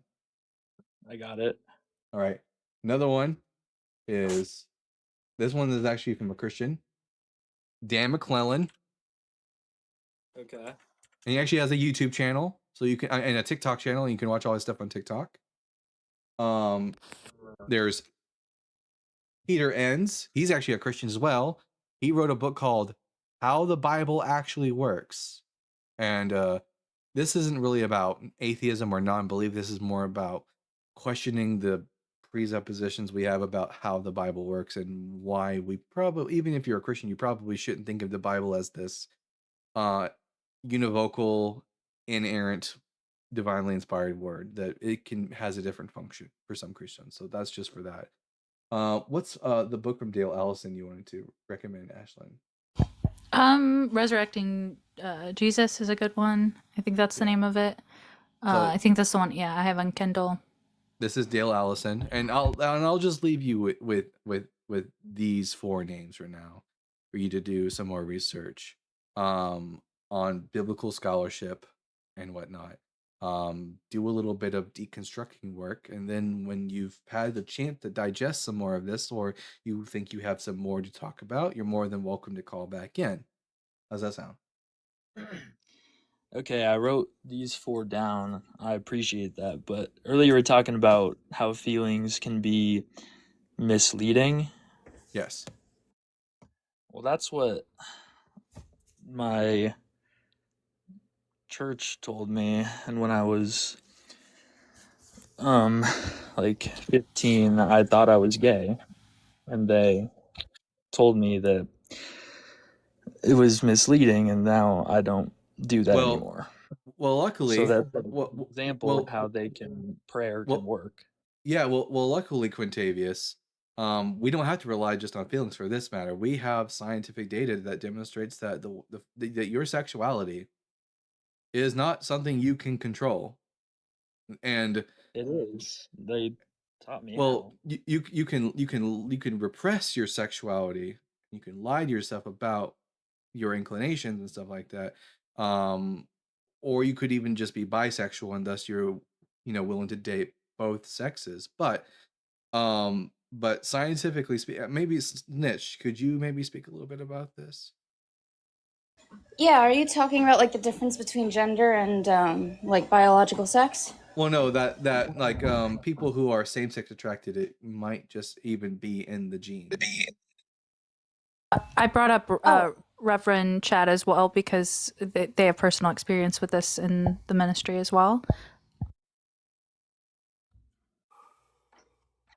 Quintavious, when I was 23 and about to go to a formal seminary, I was told by my pastor that I need to come out of the closet instead of hiding, because if I ministered anywhere, they would say that I touched children.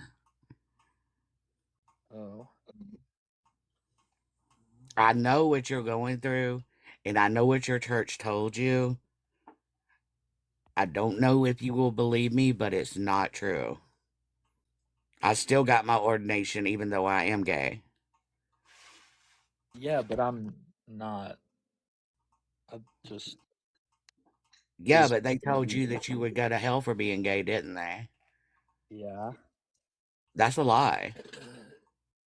Even if verses in Leviticus, Yeah. The verses in Leviticus specifically speak of male on male grape.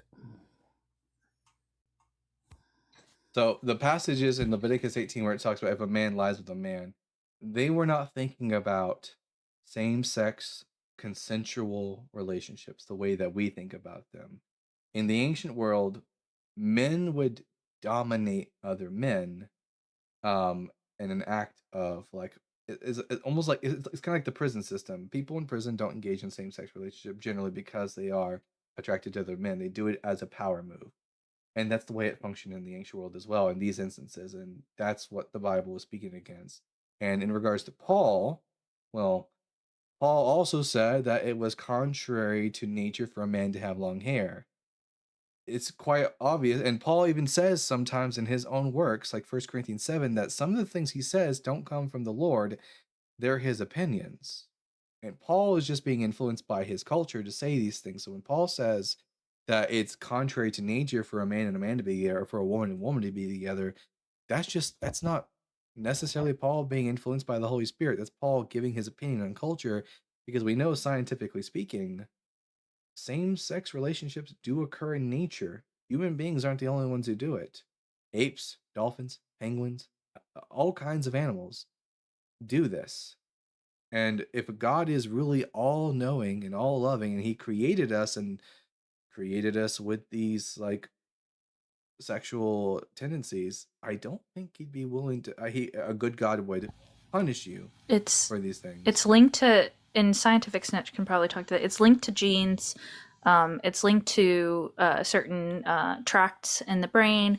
We have certain, like, I think it's gray matter differences as well. Like there are like, it's very clear that we were like born this way, not that we're conditioned or socialized or the devil is doing this. It's like I kind of grew up this way too, where I was bi my entire life, but you know, I was taught that like, no, you grow up, you marry a man, you have babies, and that type of thing. And it wasn't until later that I kind of actually started to explore it and realized, no, I am this way, and that's okay. And there's nothing wrong with it. And I've been given zero evidence or reason to feel shame for it. And in fact, thank you, Reverend Chad. We appreciate you.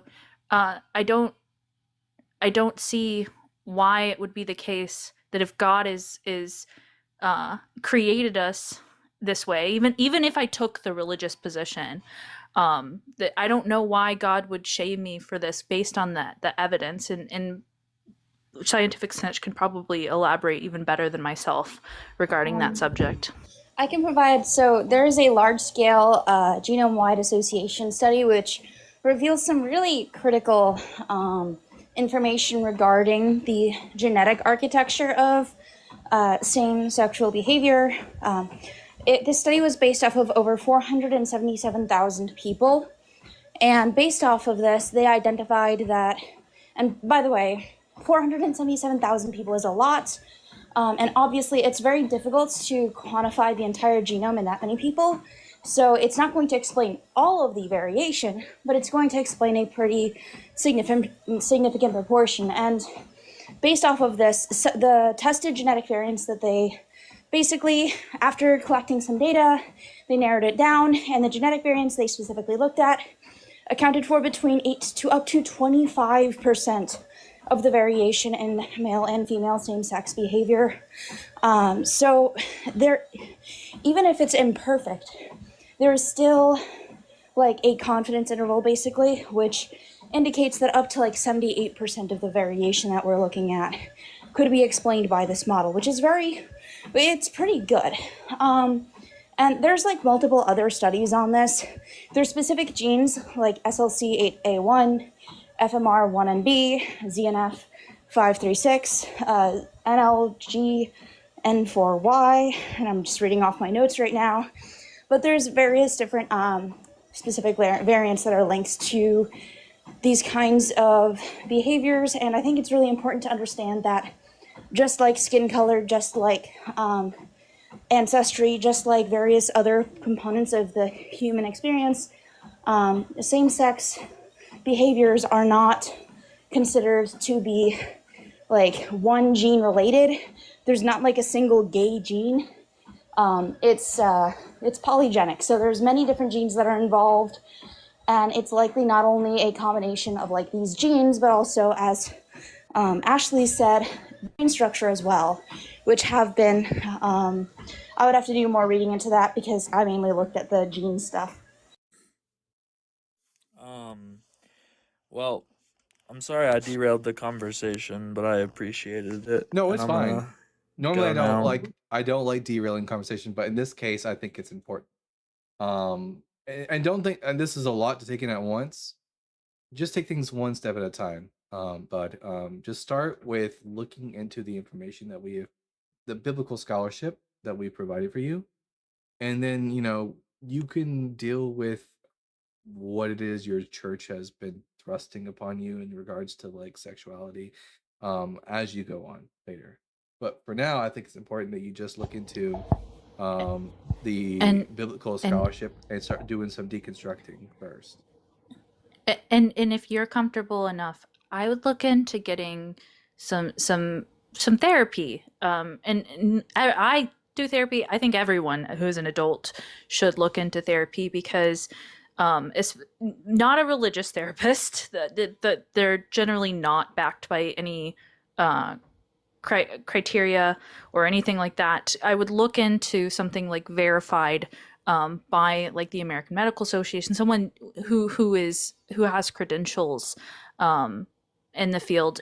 And I say this because um, unpacking a lot of this stuff, especially with what you're going through, it can be a lot. When you start to question faith, when you look at sexuality, it can be a lot. And I'm not saying you have to or anything like that. It's just hey, not a bad idea to do that. But Quintavious, Okay. make sure that in the future you call us back when you've done a little bit more research and soul searching and stuff like that, and we can continue the conversation, answer any questions you have. Because yeah, this is a debate channel, but also we are just about like teaching and deconstructing and helping people, and we are a community here, and you're more than welcome to be part of that community. Okay, Okay, I gave you a follow. Have a good night. you too, Quintavious.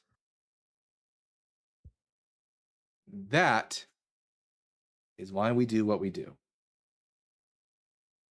All right, we're gonna bring up Redeem 24, but first we're gonna read some super chats. All right, let's see. I do just want to say there we need a vote. I think it was pilgrim hat instead of cowboy hat for Dalton in the chat. And I don't know, maybe we're voting on hat types that we should get Dalton to wear. I'm from Texas, y'all. And also fuck the pilgrims. Okay. All right. Yeah, really fuck the pilgrims. I mean, don't actually fuck, but I'm gonna shut up now. By the way, I gotta go study. I'll catch you guys later, okay? Thanks, Thank you so Snitch. much, Scientific Snitch. Everyone should be following her YouTube channel is also amazing content. I think one of my favorites so far is the evidence against the recent guidelines from our government, the health and food guidelines. Awesome video. You should definitely be following her for all the data and information. Amazing, intelligent woman. All right, first comment. At Trent Retz with the $2. Is that a real sheriff badge on your hat? Yeehaw. It's not. It's just an emblem of, I guess, the American flag. Sheriff badges in Texas, at least, look like stars, and they say sheriff on them. So no, this is not a sheriff badge. This is just a random old cowboy hat I got from the Exxon I used to work at. Because I saw it, I was like, man, I don't have a cowboy hat. I really need one. And then at Villain98 with the $10. I bet there's a 42% chance that the caller doesn't know the answer to the universe. 42% chance. Ashlyn, do you get the joke? Yeah, I know. I responded to them 42. Yeah, there you go. Fantastic.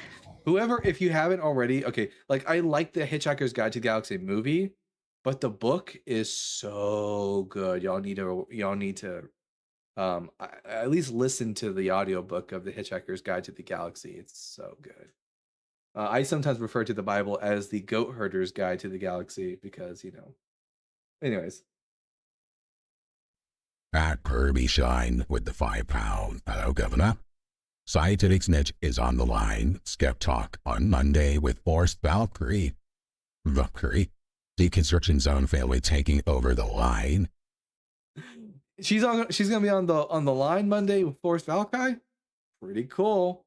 We'll 100% have to. Luckily, the Bible Guy show doesn't air on Monday, so you guys are free to go and watch, and I'll be watching too. I can't wait to see those two together. They're gonna absolutely rock it. Just Forrest Valkyrie manically explaining science while Scientific Snitch is working out while explaining science. I don't think she'll be working on the line, but still. Who else is waiting for Scientific Snitches like exercise instruction videos where she also teaches us abiogenesis? All right. And then At Zach Petronoff with the $5. The stains on the Shroud of Turin wasn't blood. It was the fluid from between the backbone and the ribs. Hashtag God came and God came hard. I saw that one earlier and I was like, oh, I can't wait till that one gets read. oh my gosh, that one's for our Muslim audience right there. And then luckily I do understand this next comment. At Not the Bible Jason with the $2. Isn't there one in Japan also? And what they referring to is, isn't there a tomb of Jesus in Japan also? And I think the answer is yes, there is an alleged tomb of Jesus in Japan because there are stories of Jesus in Japan. Y'all should definitely look more into that. Maybe I'll do more research into it and talk to you guys about it later. All right, we're gonna bring up our next guest, Redeemed24. Redeemed, I'm gonna ask you 3 preliminary questions, and then we can get into the meat and potatoes of the conversation. Question number 1: are you at least 18 years old? Yes, sir. Question number 2: what pronouns do you go by? God made me a man. Man is not a pronoun. That's what God made me. Well, that's not, I mean, you can say God made you a man, but man isn't a pronoun. That's just a noun. What pronouns do you go by? As a man, what pronouns do you go by? I really want to talk to you. I don't want you to kick me like you did last time, so I'll go along with what you're saying. He. There you go. Yes, if you want to talk to me, you have to answer my question. That's the rule of the game. Question number 3: is Jesus dead? Jesus is alive. He's eternal. Right. I'm Dalton the Bible Guy. Jesus is dead. Prove me wrong. So can I just say something real quick, please? As long as it's related to the topic. So it's within the topic. So first of all, I really love you, Dalton, and Ashlyn too. I love all of your guests. That's why I'm here. Love bombing. I want to come with nothing but respect. I'm not coming to argue, win arguments, or disrespect anybody. So with that out of the way, the proof for God is He left us His word. You mean the Quran? He spoke to us. The Quran? The Bible. The Quran contradicts the Bible. Oh, but the Bible contradicts the Quran. Okay, which one came first? Oh, if we're going by what came first, then okay, then the Hebrew Bible, the New Testament, obviously isn't the word of God, because it contradicts the Hebrew Bible, and the Hebrew Bible came first. The New Testament, Dalton, does not contradict the Old Testament. Oh, it absolutely does. There are no contradictions in the Bible. Oh. No. I want you to tell me what's wrong with contradictions. Yeah, we're not going to get into that conversation. We both agree. Why are you scared to get into that conversation? We can just both agree contradictions are wrong, and we Dalton, can get to the. Why are you afraid to answer that Redeemed. question? We're going to talk about the contradictions of the Bible. Okay, we're not going to get into the first grader conversation of why contradictions are wrong. Now, question: yes or no? Does the Melchizedek priesthood replace the Levitical priesthood? Does the Levitical priesthood go on forever?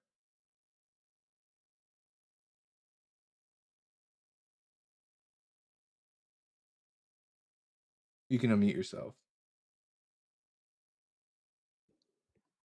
What is wrong with the contradiction according to your worldview? Yeah, because you can't believe in two contradictory things at once. Something cannot be But where P do you and get P this information? through evidence by looking at the world. I've never seen an example of a contradiction that actually existed. Now, can we move on to the part where we both agree No, no, no. contradictions can't be? Can you give me an example No, of we're not. if you can We're give not me an moving on. example, if you can give me an example, well, first and foremost, you don't get to dictate where this conversation goes. I do. I'm the host. So don't you direct me. I direct you. That's how this goes. I understand, and I want to Get some house training. Now, you and I both agree that you cannot believe in a contradiction because we've never seen a true contradiction in real life that was true. If you can present me with a contradiction that's true, that would change things. But I have no evidence of contradictions being true. Neither do you. We both agree contradictions cannot be true. So now we can get to the part where we talk about the contradictions of the Bible. So, now that I've explained to you why, in my worldview, I don't accept contradictions, are you ready to have the conversation about the Bible? Can you stop muting me, please? If you can get to the point, if you can actually listen and obey, then yes. Now, all you did was say because it's true. You agree? Yeah, I believe asked things you are why. true. Yes. Why? What's Yes. wrong with a contradiction? The number one thing that's wrong with contradictions is that they aren't true. And I want to believe as many true things as possible and disbelieve as many false things as possible. How long do you and I have to spend muting me, please. talking about okay, I'm gonna put my foot down. Either we get to the point where we talk about the Bible and the contradictions of the Bible, because you and I both already agree contradictions are wrong. No. I'm attacking the cornerstone of your. Or I just drop you. That I'm setting a boundary hard and fast right now. We either get to the conversation about the Bible or I drop you. P cannot be also not P at the same time. I know this because I believe in laws of logic, but I'm asking you. We believe in laws of logic too. Jesus fucking Christ. What is it about Christians not understanding boundaries? Redeemed, you fucked up twice. Hey, Joshua. I didn't know y'all dropped him already. I was gonna try and explain just like a simple you can't have a married bachelor sort of thing, but yeah, he didn't get it. So yeah, he doesn't care. This is the biggest problem with Christians is that you have to justify things that we already both agree on. What's the fucking point? We both agree contradictions can't be true. Yeah, go on, Josh. No, you're good. You're good. I'm sorry. Yeah, they're demonstrable. That's why. Which is the point I made, is that we've never been demonstrated a contradiction that was true in reality. And as a result, I don't believe in them. I believe in things which are only demonstrable.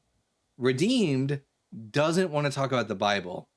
That's what I can only assume. He doesn't want to talk about the Bible, which is why he tries to go into this whole other topic about why is it that we can't believe contradictions when we already both agree contradictions can't be true. So Redeemed, I'll give you one more chance and only one more chance. You can come back up, but you and I already both agree contradictions can't be true, and we are going to talk about the Bible and the problems with it. You can either respect that or shut the fuck up. It's that simple. I'd take that one, man. Redeemed, if I was you, I would take that. That's a pretty solid offer. It's almost like you can redeem yourself, Redeemed.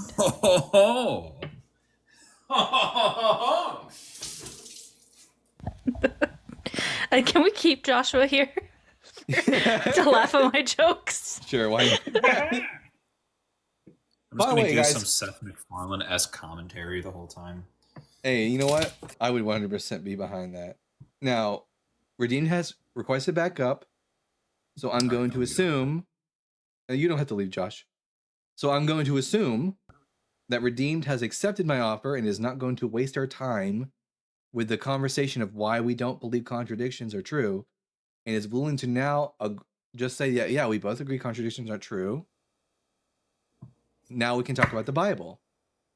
If they come up and they try to bring the conversation back to us, I'm just going to assume that they don't have any house training and they don't get another chance today to come up and talk to us. So, Redeemed, are you ready to talk about the Bible? You got it, man. Are you going to mute me every time I talk? As long as you stay on topic, I won't have to. I didn't have to mute the last guest, not even once. Yeah, because he didn't have any defense for what he was saying. You were trying to convince him he was homosexual. He is he might be homosexual. He might be bisexual. He's Which is a sin, and then it's a sin. It's an abomination. It's not no one gives a fuck what you think is a sin. No one gives a fuck what Iron Age men think is the sin if the Bible isn't the fucking word of God, and it clearly isn't because it contains contradictions. Are you ready to get to the conversation, or do I have to drop you? Stop muting me, man. All right. Redeemer, come on, man. You got to be able to. This is not. If you don't have house training, you don't get to sit in my house. It's as simple as that. It's embarrassing, man. Yeah. You already know it's going to be bad when they say, okay, for the sake of the conversation, I'll say he, him.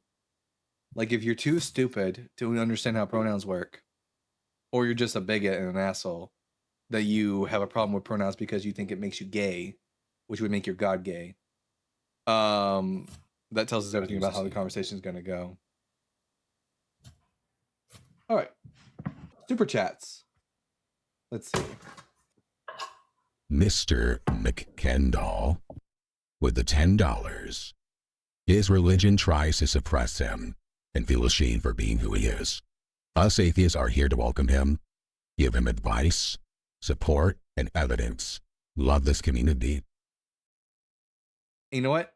Amen. Yep, that's what we're all about here. If you are a Christian who wants to have an honest conversation about the Bible, and Redeemed, you're not coming. I've already told you you're not coming back up.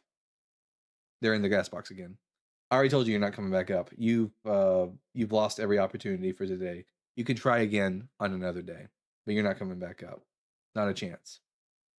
And if they keep asking to come back up, which this is what a lot of these men of God do, they don't understand consent. So when I say no, no means no, Redeemed.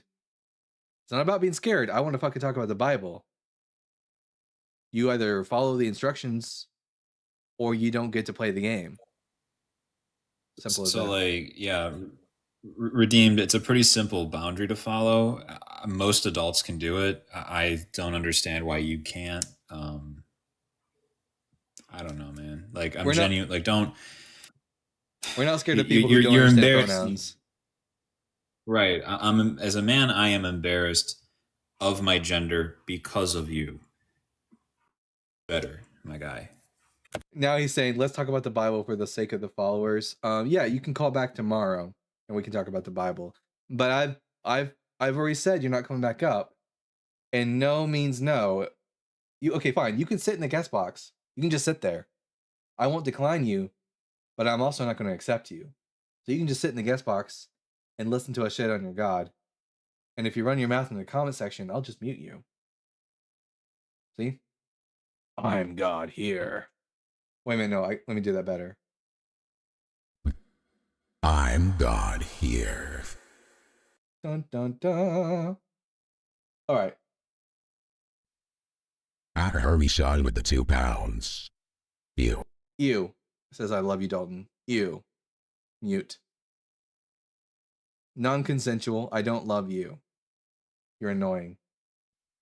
Herbie Sean with the £2. Watch the 1980s BBC made 1980s Hitchhikers. I've heard of this. So do I need to get a subscription to the BBC in order to watch this? I'm pretty sure. I'm guessing. Just make sure it's the right BBC. I knew you were gonna say that shit. I'm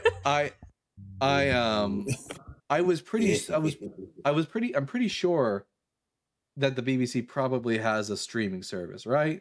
They've gotta. So if they do, there's definitely lots of streaming. services. I'm already subscribed to a streaming service that's got BBC on it. But you know, it is what it is. Wait. Send me the username and password, please. No, I'm kidding. At John Klein with the $5. You looked young the other day, but now you look old. Something changed, JK. I know. It's like it turned another year old. Although technically that's not how that works. That's how that works in Christian mindset, because Christians think that evolution means man, a chimpanzee gives birth to a human being. So in their head, it must be like a 29-year-old just turns into a 30-year-old in 1 second, right? That's how that works. It's not gradual. It's something sudden, like that. right? And then At Omega Weapon with the $5. True contradiction. An LDS polygamist is technically a married bachelor. well, no, they're not, because how would a married polygamist be a bachelor? In what sense? A bachelor is someone who's not married. A polygamist is just married to multiple people. They're not married and not married. They're just married plus. So I Yeah, don't accept that. Like New Game Plus. Yeah, exactly. All right. So on TikTok, it looks like we don't have any other guests right now. So I'm just going to do a quick restart on the TikTok side. And then hopefully we'll get some new Christians in here. Not you, Redeemed. All right. Let's see.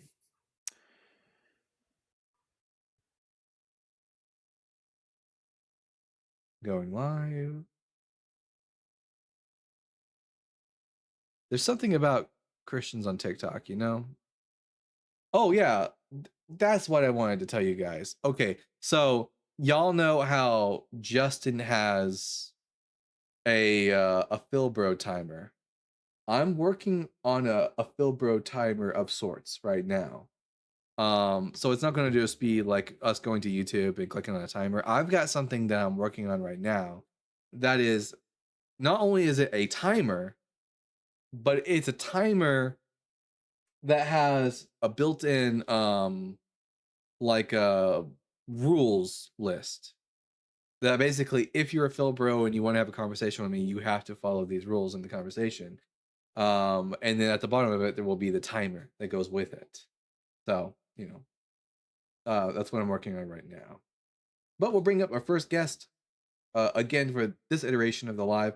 Aiden Oids 67. Aiden, I'm going to ask Ready, you Harry? 3 preliminary questions, and then we can get into the meat and potatoes of the conversation. 3, 2,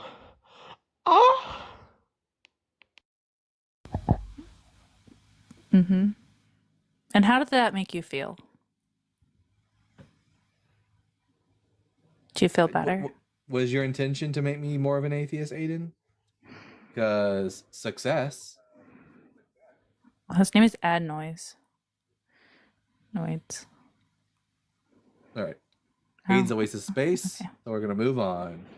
I'm going to bring up Damien. Damien, I'm going to ask you Hey, 3 questions. how's it going? Hey, what's up? I'm going to ask you 3 Wait, questions. did you invite sorry, but did you invite Radiga first or what? I'm sorry. No, he's a friend of mine. I'm just Okay. comic relief. Oh, yeah. All right. Yeah. So I'm going to ask you 3 questions, and then we can get into the conversation. Question number 1, are you at least 18 years old? Yes. Yes. Question number 2, what pronouns do you go by? Male, he, him. Okay. He, him is a him, pronoun. or- Male isn't, just for future reference, but good on you for answering. Thank- Question number thank you, 3, Thank you. is Jesus dead?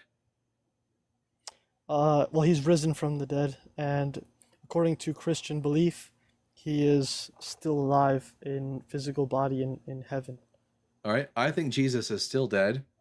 Prove me wrong. Yeah, so you would agree that the entire belief of that comes down to Christian scripture, right? In part, yeah, sure, yeah. And I don't think it's very convincing. But I'm saying, like, you would agree. The only way that you can believe that Jesus is still alive, like resurrected, it comes down to let's go backwards, right? It comes down to that he was crucified, he was resurrected, and then that he arose. Well, And he so he was definitely crucified.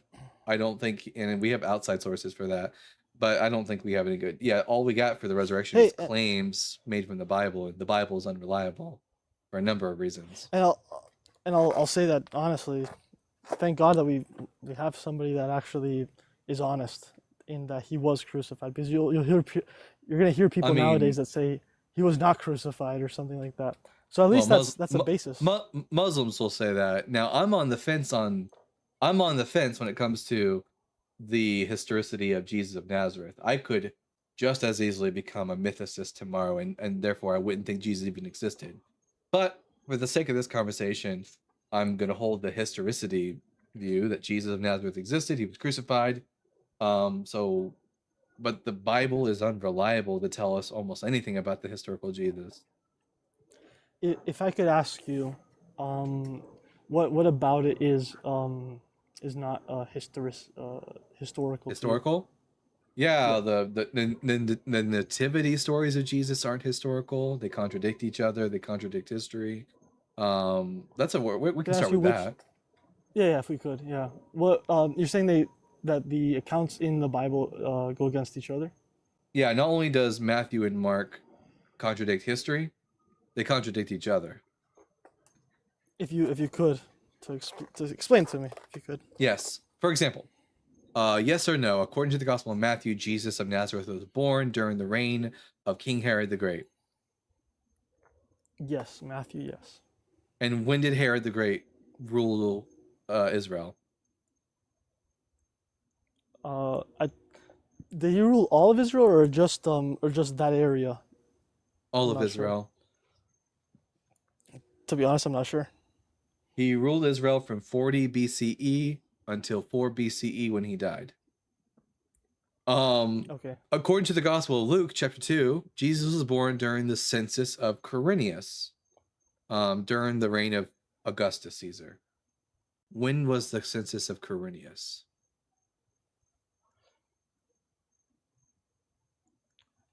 Oh, that's interesting. I'm not sure.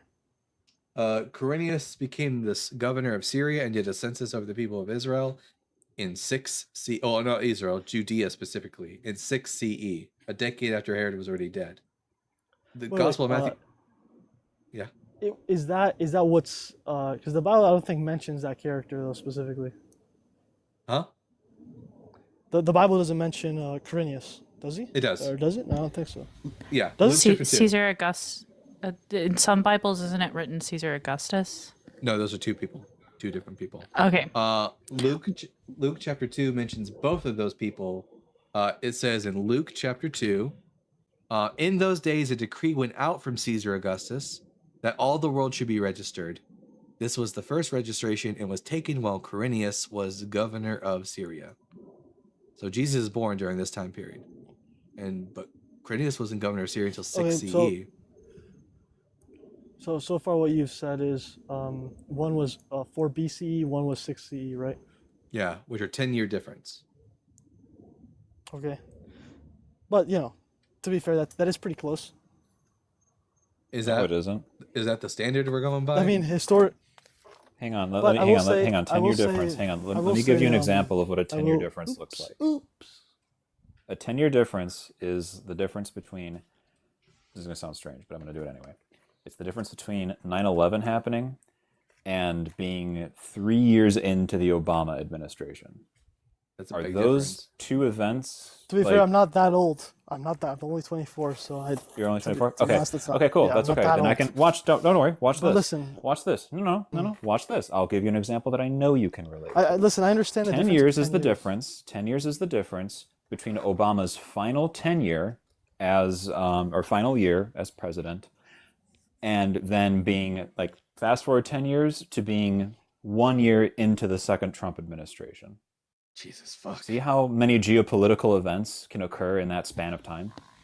And not only is it Right, that's pre-COVID. I no, figured I out what I cut was out- confusing, by the way. I Hold cut on, out I for figured a out what I was second, but- confusing, by the way. In the Sorry, KJV, the Reyes. spelling is different. Yeah. Yeah. So, but it's So not no, just a 10 matter years of is not a- it's not just a matter of the 10 years being a big time difference though. the Wait, events. if I could just speak on that. One second, because this is If even I could more just speak important. on that. Because this is even more important than this just the 10-year difference. The events of each of the Gospels depend entirely upon when Jesus is born. For example, in the Gospel of Matthew, why does Jesus flee to Egypt? Because of Herod taking out the children. All right, so if Jesus was born in 6 CE, there is no Herod to kill the infants in Bethlehem and for Jesus to flee to Egypt and thus resettle in Nazareth. Yes, But if Jesus is born during the reign of if Jesus is born during the reign of King Herod the Great, why are Mary and Joseph in Bethlehem in the first place?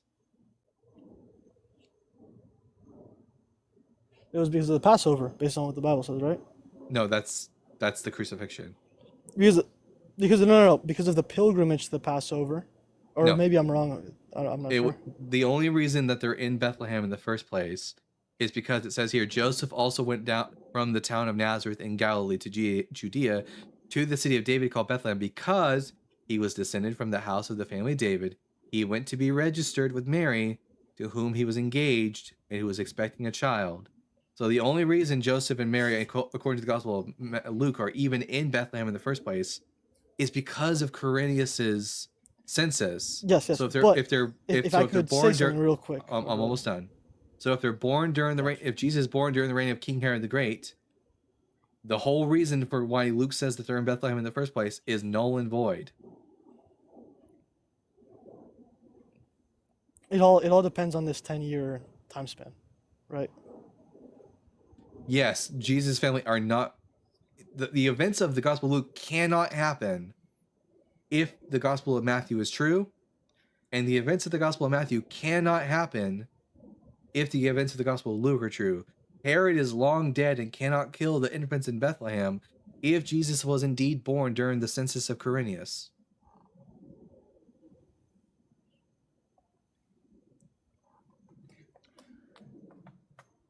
And if there's any way, but it says that Herod was king over all of Israel. Is that what it is? Herod was king over all Israel, and then when he died, his Is there a three verse on sons, and then when he died, his three sons, the kingdom was divided amongst them, and Archelaus got Judea, Antipas got Galilee, and Philip got Idumea, I believe. No, not Idumea. He got just the Decapolis and the other regions there. But his kingdom was divided. Is there? Well, here's the first thing. We know this from the history books of that time period. And also the Gospels do mention Archelaus being the son of Herod in Matthew chapter 2. Well, what I was going to say is that a 10-year time span, especially when you're looking at history that was 2,000 years ago, it's very good. That's not a bad thing. It's not just the time difference, dude. I understand the difference between the gospel accounts. I understand the difference between the accounts, but the time difference is why Jesus cannot be born. He cannot be born during the reign of King Herod the Great and also during the census of Quirinius.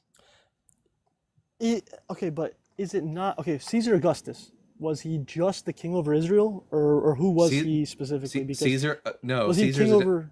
Caesar's a different person. He's the emperor of the entire Roman Empire, and Herod Which was Caesar are you talking about? Augustus.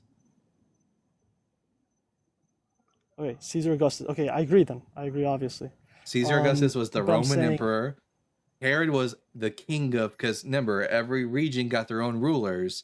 The emperor is the head honcho, and every region gets its own either vassal kings, like Israel had a vassal king, and that was Herod. Or later on in Israel's history, after the whole kings of Israel thing didn't work out, during the book of Luke, they no longer have a king ruling over them. Instead, the people of Judea have a procurator, being Coponius. Yes, I do agree with you that Caesar Augustus was the emperor, right? Is it impossible for Herod to be the king in the area while Caesar Augustus is the emperor of the empire? No, it's just impossible for Herod to be king of Israel while Quirinius is the governor of Syria.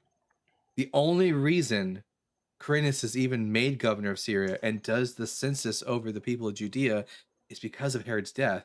When Herod died, Archelaus got the region of Judea, and he was so shit at his job as ethnarch of Judea, the Romans deposed him, exiled him to Vienna, and then they annexed the region of Judea to Rome, and this they set over Coponius as the procurator of Judea, and made Quirinius the governor of Syria, and Quirinius oversaw the registration and taxation of the people of Judea. All of that only happens because of Herod's death. So the crux is on Herod's death, and so you're getting that extra biblically, right? Obviously. Yeah, also biblically, the book of Matthew talks about the death of Herod and how his son Archelaus ruled in the place of his father.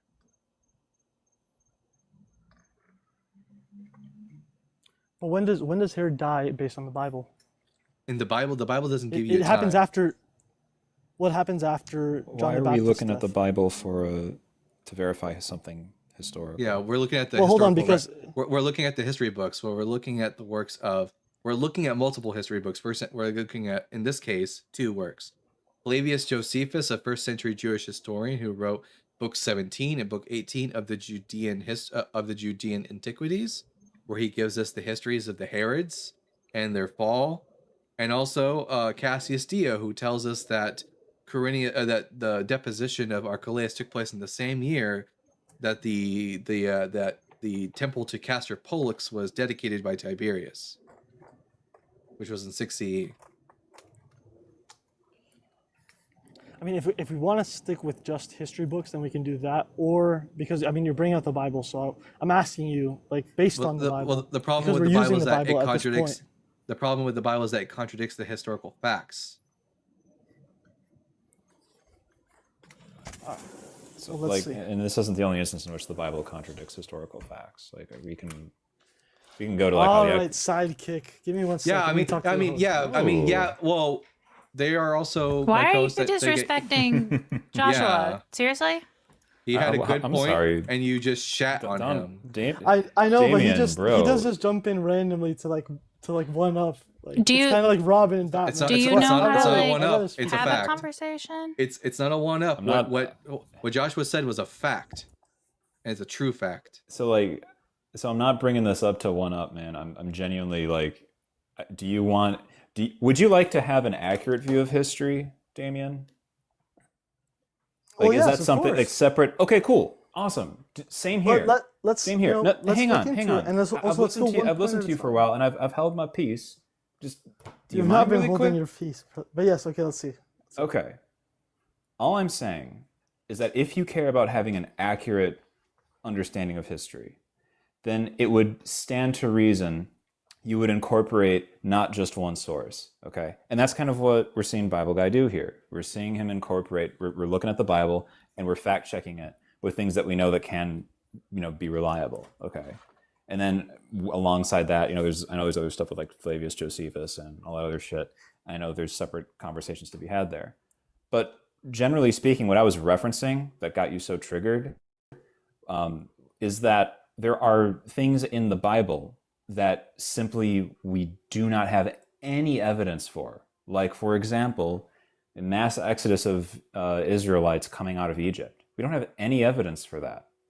That would have disrupted Egypt's economy. It would have disrupted their trade.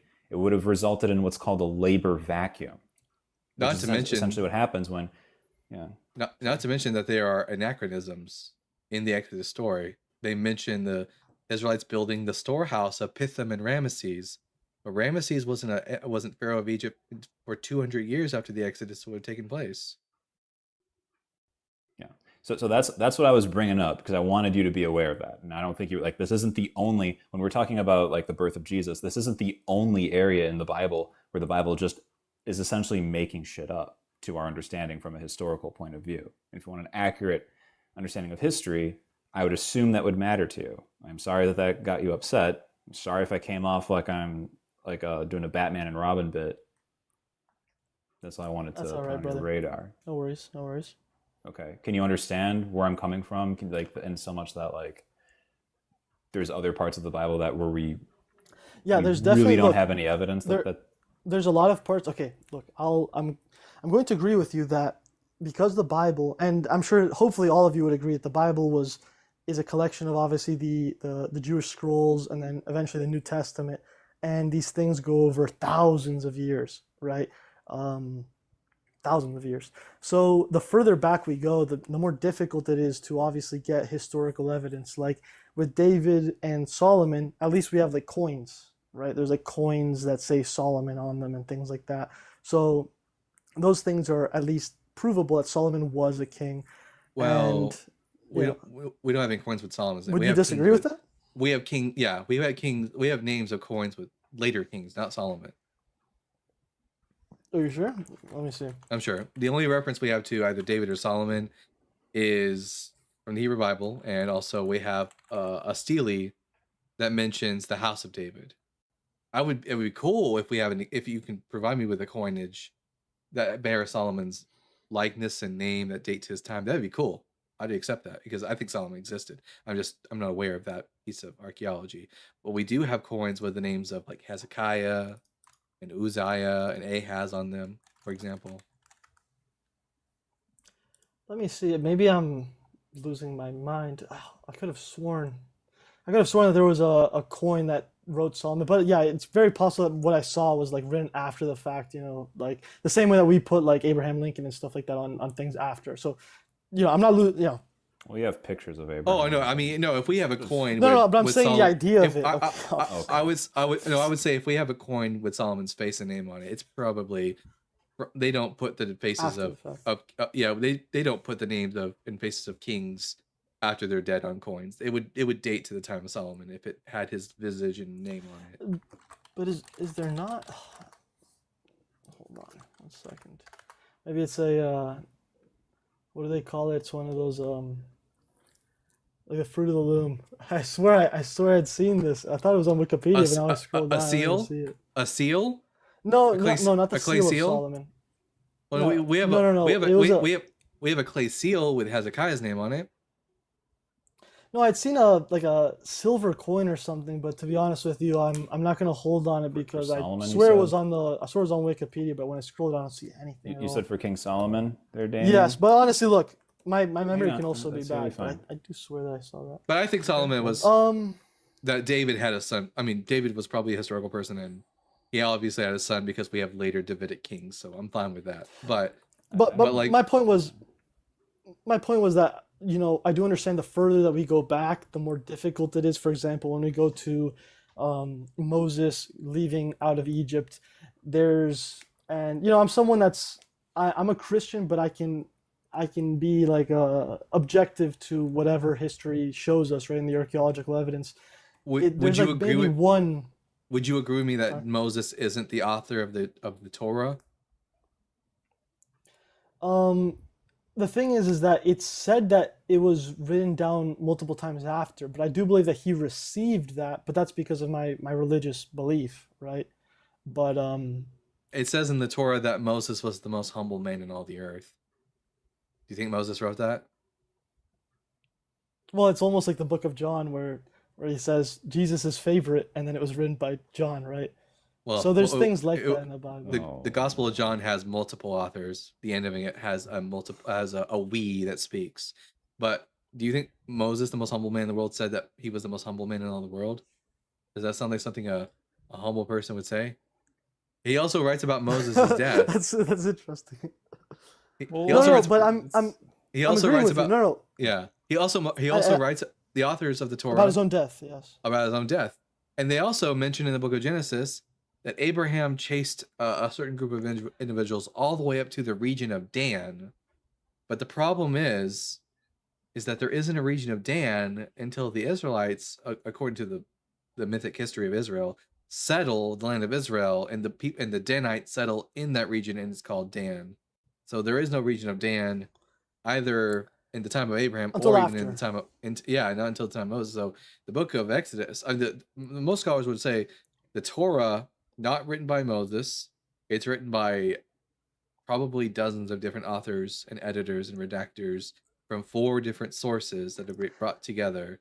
But Well, also if I could, sorry, my bad. Honestly, I interrupt a little bit sometimes. I'm sorry.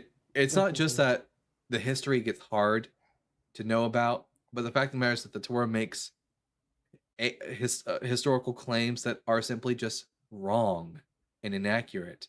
If the book of First Kings chapter 8 is true, that the Exodus took place 480 years before the Solomonic temple was built, that would place the Exodus around the 1400s BCE, and yet the Exodus says that they were building the storehouses of Pithom and Ramses. Ramses wasn't pharaoh until 1200 BCE, 200 years later. That's an anachronism. It's historically inaccurate. Wait, do we know that you said Pithom and Ramses? Is that in the? Could you bring that up for Yeah. me? Yeah, Pithom it says here. Let me pull it up. It says in the book of Exodus. Let me say. Wait, do you have like a little cheat sheet next to you? If you do, it's cool. But No, I have the Hebrew. I have the Bible pulled up next to me. Here, let me see. Oh yeah, here it's like. Oh, actually, it's on the screen already. I don't know why it was. because I do the same thing when I'm doing like sales calls. I look to my right because I have it written on a whiteboard. So I'm just Yeah, it's Exodus chapter. No, I've been spending a lot of many years reading and studying the Bible. I used to be a Christian.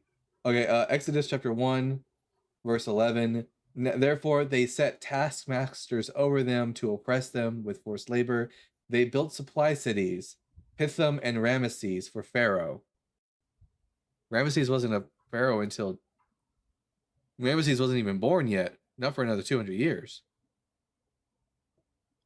Well, let me ask you this, and I understand if you disagree, right? But is it possible that the story of God is preserved in these books, even though specific things might be off by a couple of years? And I understand 200 years, it's more than a couple. I understand that. Considering that I don't think Yahweh is real, I would say no. And considering the fact that all the evidence seems to suggest that the Israelites were not descended from a single man named Abraham, and that they were ever in Egypt as slaves, and that they were just Canaanites in the land of Canaan, I would say no. It really goes to show, I guess, like, since you're bringing up God being a story, or the story of God, why did he choose such shitty writers? Because I assume, Damien, that you believe your God is omnipotent and omniscient and omnipresent, right? Well, that wasn't necessarily my point. My point was that because obviously things are going to be broken and like anything. Do you know what I mean? Anything that passes down. If I could just finish my point here, anything that's passed down over thousands of years can be broken. But hopefully you would agree if you've looked into history. Something. Wait. If I could, be honest with me on this at least, right? Something that was written, or apparently giving historical fact of something that was 1400 BC, being near the time, that's very good. If we look at actual modern historical evidence. I don't disagree. I think that the Israelites were once Canaanites, and the Canaanites were ruled over by the Egyptians, but in the land of Canaan, and that nugget of true history over hundreds and hundreds of years eventually becomes the Exodus myth, where it was no longer we were just Canaanites ruled by the Egyptians, but we were our own separate people ruled by the Egyptians in Egypt. Like, that's how that myth evolved. But it's only like the most morsel of a historical fact is behind it. The majority of the Exodus story is pure myth. And when it comes to that's the Exodus. When it comes to the Gospels, we have pretty good preservation of most likely what the gospel authors wrote, and in their original state, the Gospels are just ahistorical. Well, what I was trying, and I'm glad that you at least agreed that it is, especially for extremely old documents like this, because when we look at, if we look at someone like Julius Caesar, we have less than 100 Really, what you're telling manuscripts about him. Damien, what you're really making an argument for right now is that the It's gospel, close. the It's Bible, not perfect. the Bible isn't trustworthy because it's not recording accurately the history. It's been changed. No, well, here's the thing: is that the Bible does show an accurate history. Now, if you're gonna nitpick, Oh, okay. The only parts of the Bible that Hang are on. accurate. Can I? So what was accurate about Joshua Come 10:12? especially when I'm answering, I let him talk. You gotta interrupt, brother. Well, no, this is What do you have this to is say? What this what is about an- Exodus this, was I'm what? I'm curious. Sorry. Wait, this he's is curious this about what? this Hold on. this is true though, because what Joshua is pointing out is that everything from Genesis all the way through Judges, none of that's historical. None of it. The when it But when it you ever agreed. when it starts to get historical is Wow. that there was around 1000 BCE with King David, and even the things about King David aren't true. Like he didn't kill Goliath, for example, and he Well, how do you know that probably for a fact? Hold on. That's kind of crazy. because we have an alternate myth in the Hebrew Bible where Elhanan killed Goliath, and it's an older myth. In what Hebrew Bible? The Hebrew Bible, the Old Testament, says that Elhanan killed Goliath. Is that in the Bible, or you're saying like in the Talmud, Second, Tanakh? Second Samuel chapter 21 verse 19 says that Elhanan, the Bethlehemite, killed Goliath, Oh, yeah, I did hear that from a Muslim. and that Muslim was correct. I mean, the Muslims are really bad at talking about the Quran, but they know their shit about the Bible generally. And yes, Elhanan is said to, here I can pull it up on the screen so you know that I'm not just bullshitting you. No. Second- I've heard this before. I understand. Yeah, so Did you hear anything about the book of Joshua and the Battle of Gibeon and how the sun stood still for about 24 hours? Was that accurate? About Gibeon or Gibeon? Gibeon, Gibeon. Gibeon. Okay, but yes. All right. Yeah, sorry, my pronunciation is a bit different, but I mean, It's- is that both are historical? Is both it is are- it both is are it a acceptable. historical fact? Damien, sorry. Damien. Come Yeah, on, not bad. brother. You can't get every name wrong. Yeah, man, I'm doing my best It's over okay. here. No worries, brother. No worries. Yeah, I'm working. So what that? So, Well, obviously, okay, look, from a Christian so the thing is perspective, my question is like, because you had said the Bible is historically accurate, or that it gets history right after we've already demonstrated does. to you. Wait, so hold on. so then it's like whenever I talk, you get really hot. Go and on, bothered Josh. by it. Yeah, I So- don't. No, you can go, so but the you thing shouldn't is, bring 10 Damien, points. Can hey, you hey, please I tell don't me know what what Joshua other- did to you, but please I just knock know. it off. Like, I Maybe don't it's my know if deep- this maybe is it's my like a sexy, dick deep-ass measuring voice. contest is going on, but just please act like a mature adult for 2 minutes. I'm pretty sure it's my voice. Anyway, so the thing is that I'm trying to figure out, because you had said the Bible is historically accurate. I understand that's your belief, and I get that. So I'm asking you, in the book of Joshua, which is written as a historical text, there is this battle of Gibeon, right? And then essentially what happens is Joshua, who's a general at the time, I shouldn't say King Joshua, but General Joshua of the Israel army, he commands the sun, he prays to God, and God makes the sun stand still for about 24 hours.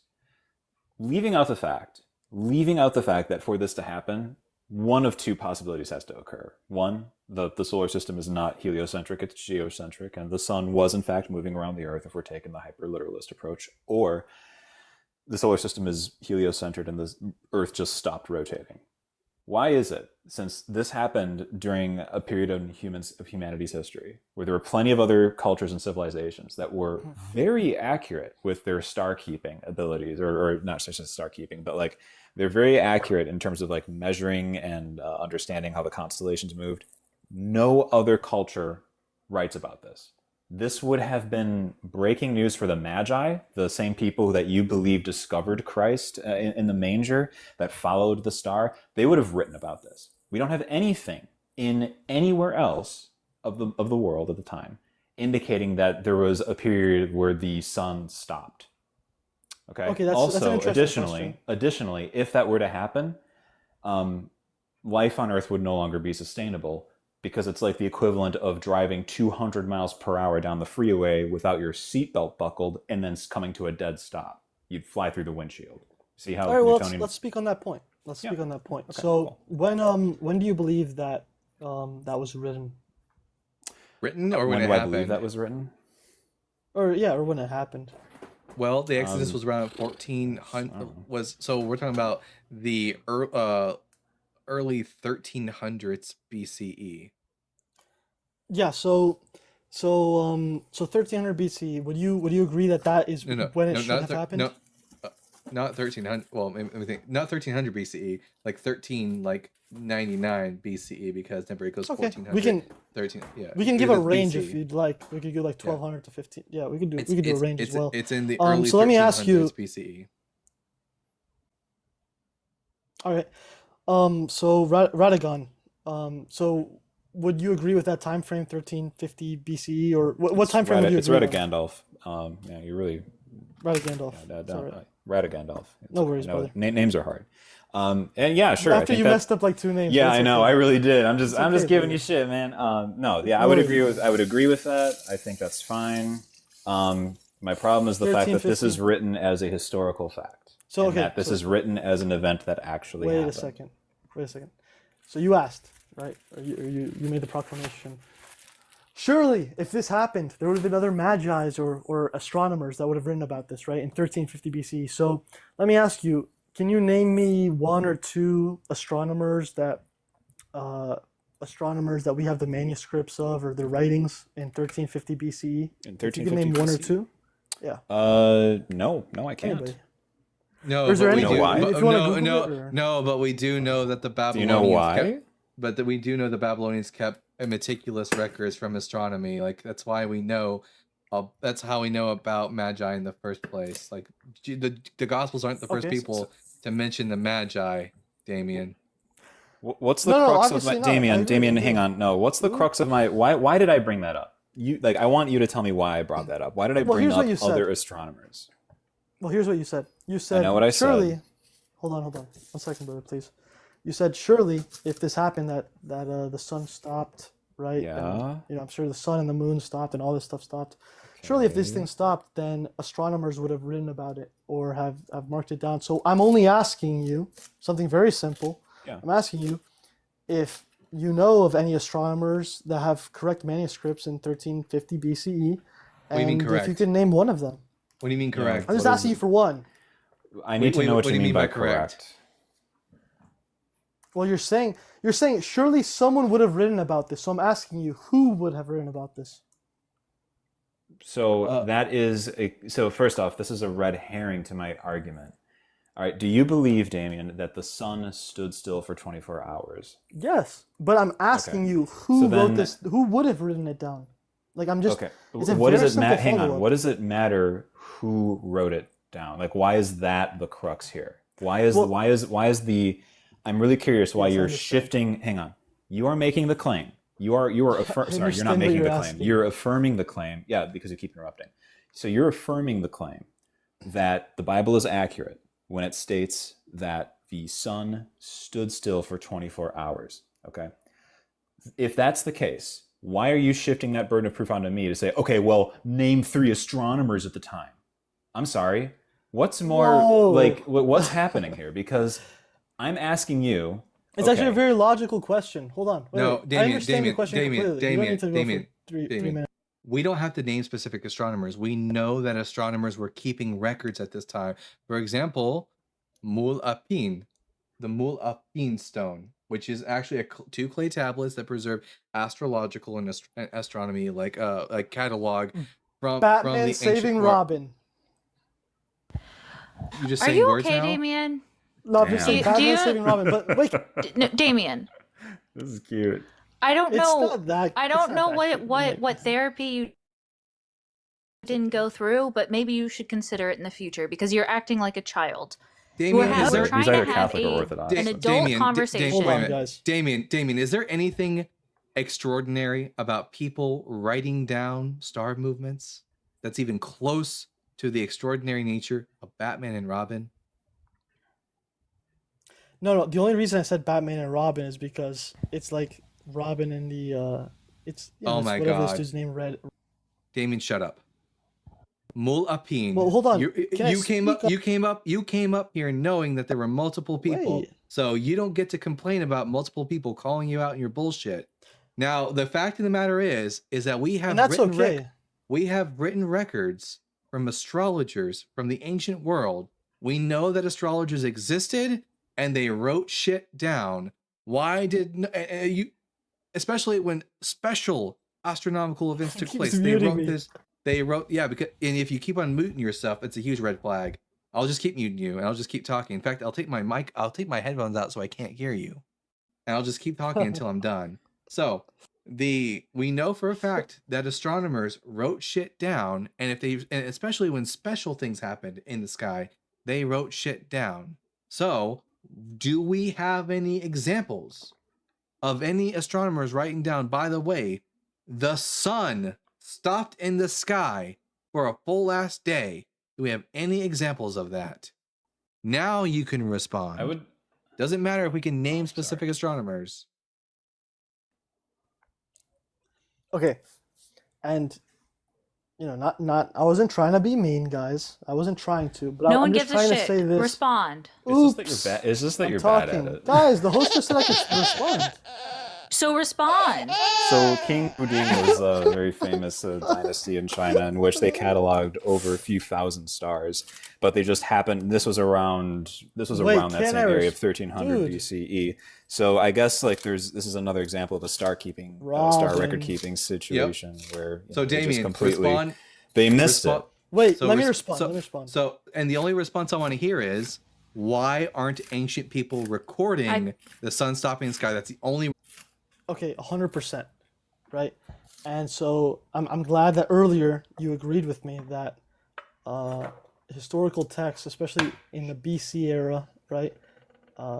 It's very difficult to date. We spoke about this earlier, right? I didn't say that. And that's why I asked it. I didn't say it's difficult to wait. date them. We know the dates of the Torah. No, but I said- It's around the Torah was dated No, to but the 8th century wait, BCE. Not Hey, difficult to guys, date. What is this? Well, don't No, but say I said things that I didn't I say. literally asked you. You No, didn't. but when we were talking about the 200 year, wait, I never hold on, I never once made the Wait, claim the fuck is wrong that with you? text. Okay, bye, Damien. Hey, Joker, peace off. Yeah, fuck off. Holy shit. Damien's name is now Joker because we can't take him fucking What seriously. the fuck is it? I just If y'all are This is- Batman and Robin, he's Joker. He's not that cool. He's not that cool. He's more not of a- not Oh, not bro, the holy Joker, but like he is a Joker, and it fit the theme. Okay, it fit the theme.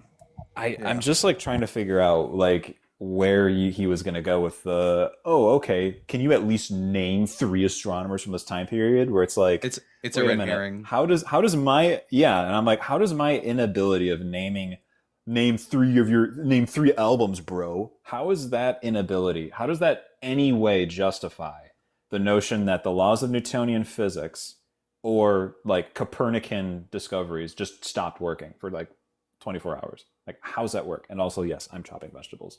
I'm meal prepping.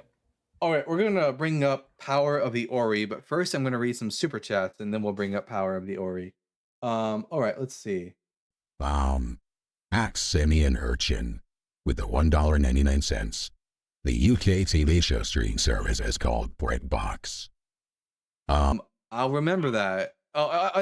If you are in the UK right now or not, and you have access to BritBox, let me know if the 1980s serial of The Hitchhiker's Guide to the Galaxy is available to watch on BritBox. Let me know, because I would like to watch it. And then at Not the Bible Jason again with the $2. We call that a super soaker. Now this I don't. I got the reference the last time, the Bible Jason. God What is a super soaker? Like, what is it that's called a super soaker? Jesus is the stain from God. Me. God's dick is a super soaker. That's why it stained the Shroud of Turin. Maybe that's what you're referencing. And then At Zach Petrodov with the $5. If your last name is married and you are single, you are a married bachelor. That's a put down as Shroud of Turin before intercourse. put down the Shroud of Turin before intercourse. I suppose in that case, you would be a man who is married, in the sense that your last name is married and you're a bachelor, but you're not married in the sense of espoused to a partner. But we're getting closer, Zach Petronov, to discovering the married bachelor. I feel it. And again, Zach Petrodov with the $5. It's not just the sun being still for 4 to 24 hours, but also the other side of the planet would have been in darkness for 24 hours. Hashtag, getting this on this Shrek that would. Zach Petronov, do you have a copy of the Shroud of Turin in your house? And if so, what are you using it for? Um, man, one of these days, guys, like maybe 10 years down the line, when the Bible Guy show is a lot bigger and we're bringing a lot more revenue from the show, I would love to have an actual physical set that we shoot this on. And on that set, I want to have really cool Bible artifacts as prop. Like, for example, I want to have like a large skull with a stone lodged in the forehead, like Goliath's skull, and make it look old and like it's a, like an old skull. Stuff like that. A fake We could Shroud have of like Turin in the background. oh, hold up. We could have like a blow up Shroud of Turin like sex What do you sex mean? doll. All Shrouds of Turin are fake.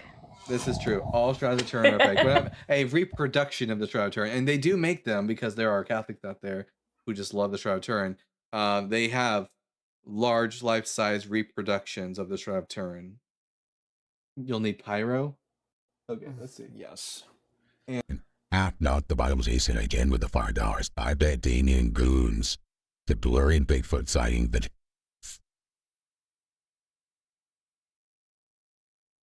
Jesus fuck. Not the Bible, Jason. You are killing it tonight with these super chats. Oh my god, so funny. The Shroud of Tourism, guys. Yep, we got the Shroud of Tourism. And then Flockmeister with the $2. Listen to the original His Record radio series. so now there's a radio series. Well, I can't imagine the radio series would be much better than the audio book, unless, you know, it'd be really good. Someone needs to invest in, because right now, like, I want them to do to the Hitchhiker's Guide what they're doing to the Harry Potter series, and that right now they've taken the Harry Potter books and they're turning them audio dramas. So not only are there separate actors for all the characters, but sound effects and music and all that kind of stuff. They did that for the Hitchhiker's Guide to the Galaxy. I'd love that shit. And one last super chat before we move on to Power of Ori. And Zach got you up with the $2. Mom found my crusty shirt at Turin and took my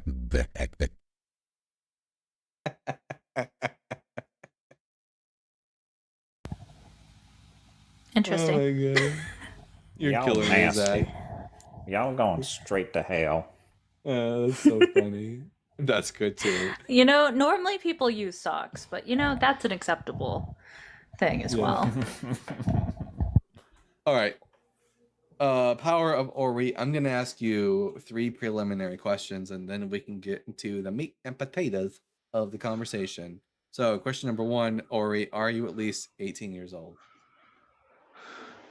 Yes, I am. I'm 35. Hi, Bible Guy. Howdy. I've And then- been on here before. I just came up to visit and chat. I haven't seen you guys in a while. I thought so. I just wanted to make sure. So, just a reminder for me and the audience. Okay. And your pronouns are? I'm actually an atheist, but I used to be a Christian at one point, but now I'm not. So. But your pronouns, I mean. Oh, I'm human. I'm a male. My pronouns. I live in Texas. I'm not really too sure what you mean though. Like Pronouns- he, him, pro- power, pro- or Yeah, pronouns are words like he, him, she, her, they, them. Oh, I'm in him. Never mind. All right. Well, the first time I've ever had you guys ask me that, I was like, what? You confused me. Oh, well, Power Anyway, Ori, do he, you him. need it? Welcome back to the live. What brings you up? Do you need anyone to help out with like cosmology or anything like that? That's the thing I study. I like studying cosmology, but then I like taking on the atheist when they try to put a god in the equation of how the universe came from existence. We When generally there's no we generally don't do science topics on our lives. We generally just talk about the Bible exclusively. But I do already have a guy that covers cosmology, Quantanaut. But I appreciate the offer. Oh, okay. Because I don't mind hanging with you guys. Yeah, if you're okay with them. I I'm generally gonna be I honest. I don't know who you are, and we're getting people in the comment section that are saying that you crash live. So I'm not personally comfortable with that. So Yeah, well, I just generally only sometimes. I generally only allow people who stay up on the panel that I'm like friends with, that I really know really well. But you're more than welcome to hang out in the comment section, and I appreciate your Well, patronage and watching. I sometimes I accidentally say certain words that I didn't know you could actually say, and it kind of crashed the live.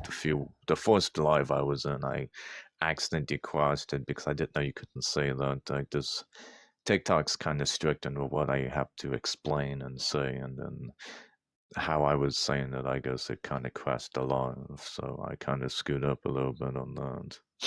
That's fine. What But hey, I we're did. only taking opposition right now. But hey, thank you for watching the show, Ori, and appreciate your patronage, bud. Oh yeah, I like listening to you guys. You guys are pretty cool. yeah, like it's nothing against you. It's just I don't know who you are, and neither does Dalton. And unfortunately, all we have right now are people saying things, so we kind of have to be careful because, yeah, we don't want the live to be taken out. But we appreciate you for sure. Oh Have yeah, a good day, no bud. biggie. Yeah, I kind of made a mistake, so but I will You're good. listen to you We guys all in the make comments. mistakes. Yep, that happens. Have a good day, bud. Divine Development says, "Can't wait to hang out with you all in heaven." I don't I'll want to be go. pegging Dalton in heaven. Okay. Is that good with you? Yeah, I guess. Jesus Christ! You're just well, feeding. we can be bunk. You're feeding the wild dogs who keep coming to us for food, Ashlyn. Jesus Christ. Anyways, you are awesome. Thank you so much. I joined at the worst times to Saint Brianna. Also, just apparently right at this time too, someone is telling me that the radio series was amazing, groundbreaking. This is for something else. The Hitchhikers. Apparently you have to watch that as well. I just got tagged in that. Okay, fantastic. I'll keep that in mind. All right, we're gonna bring up Jordan now. Jordan, I'm gonna ask you 3 preliminary questions, and then we can get to the meat and potatoes of the conversation. So, Jordan, are you at least 18? Yeah. And what pronouns do you go by? He, him. And then, do you think Jesus is dead? No. All right, I'm Dalton the Bible guy. I say I think Jesus is dead. Prove me wrong. Yeah, I mean, do you think anybody will ever prove it to you? Well, I think Jesus is dead, so I don't think it's. I mean, it's always possible that Do you someone think- could bring up. I think it's always possible that someone could actually bring What's me the good likelihood? evidence. I don't know. I'm not a statistician. I think you know it's impossible. I think you know that I know. there's nothing anybody could say on the. I think Hey, I Jordan, know. Hey, it's one second, interesting and is I this- think I think I know that you can't read my mind, so I think I know that you can't make a determination for me that I secretly know it's impossible because I fucking don't. So unless you can demonstrate to me that you can actually read minds, don't make fucking claims about what other people think, bud. How about that? Well, how long have you been doing this? Have you gotten close? No, because Christians are really bad at arguing for Jesus not being dead. How long have you been doing this? About a year. So you've been doing it for a year and you haven't gotten close. Yeah, Christians But- suck. Yeah, Christians suck But at it's making totally not- possible. It's gonna happen it's- any day now, guys. Hey, it's not my fault that you guys suck. So I are you You've basically heard it really, all a did million this you- conversation is doing absolutely nothing for stream is proving doing- anything. Jordan, Absolutely. All I'm hearing, Jordan, you had so much to fucking say in that comment section. Here's your opportunity to come up here and prove you're Jesus, and all you're doing is whining. he wants to It's just a stupid. he wants to preemptively make the claim that I can't be convinced. That way he doesn't have to actually do the work. But Jordan, I could be convinced if you had good evidence. The problem is that you and your ilk don't have good evidence. If you had good evidence, I would be convinced. It's the reason I became an atheist, is because there was good evidence against this shit. Now stop whining like the baby that you are and either give evidence that your Jesus isn't dead or fuck off. Those are your two options. So you know that we don't have good evidence in your. Bye. Wait, he was just about to admit he doesn't have any evidence. Yeah, basically. What a baby. Wah. See, he didn't have evidence because otherwise he would have given it. Instead, he knows his evidence is bad. He knows it's insufficient for a critically minded person, and therefore he has to. And therefore, you can call me a rage bait grifter all you want, Jordan. Yeah, that just means your that super chats. My super chats. Oh yeah, from. Holy shit. Yeah.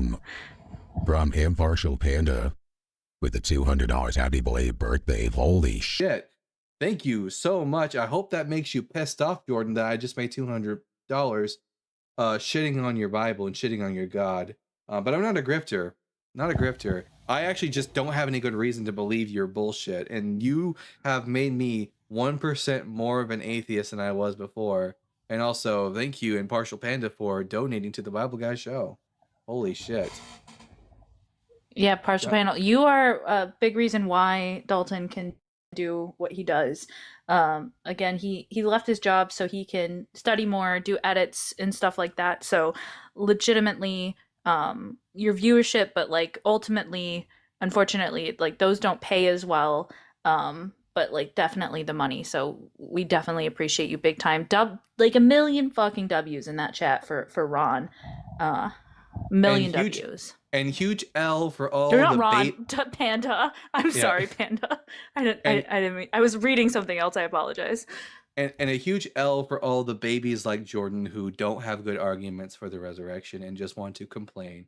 Also, muting you, Jordan, because you know, if you're just gonna act like a baby, then I'll treat you like a baby. I'll put you in timeout, like you deserve. How's that, baby? We're just gonna keep. I mean, Jordan, I'm just gonna keep sitting here, asking for evidence, and then every time, the problem is not with me, Jordan, as much as you would like it to be. The problem is your religion. You and your religion.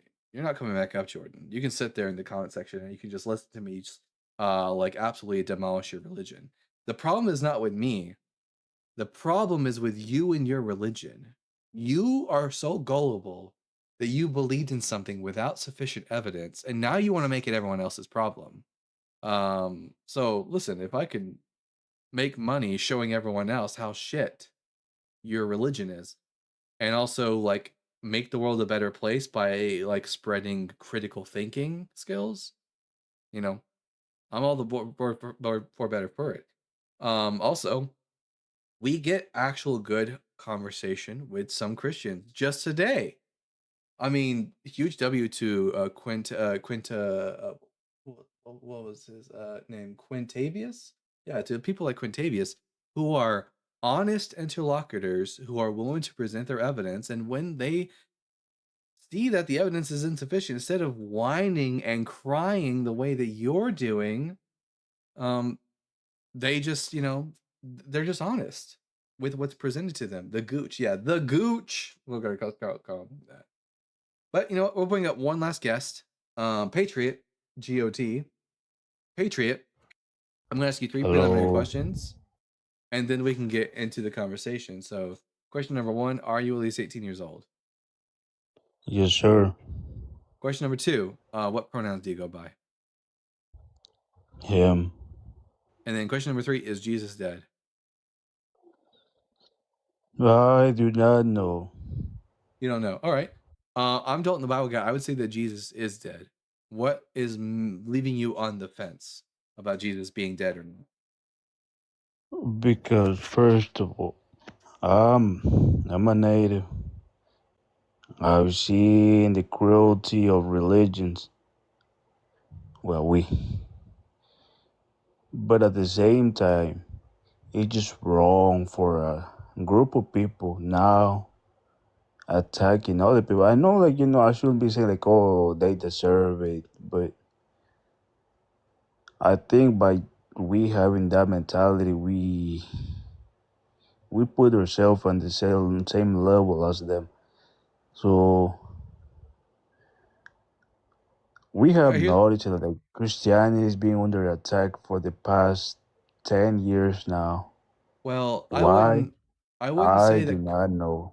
I wouldn't say Christianity is under attack, Patriot. I think that what's actually happening is that Christianity has been in such a privileged position for so long, more privileged than any other particular group of people out there in the West. Like the Jews? That yeah, they're even more privileged than the Jewish people, obviously. So as soon Sure, as that, sure, sure. so as soon as that special privilege was like stripped from them, and they were treated the same way everyone else is treated, they see that as they're under persecution. In reality, they're just getting the same treatment as everyone else.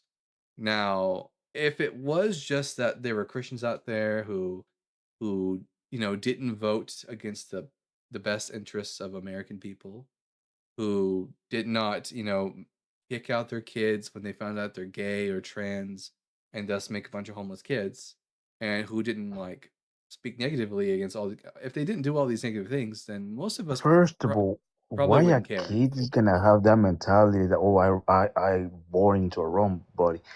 I grew up in a, like they say, a because whole because community can because raise a gender children.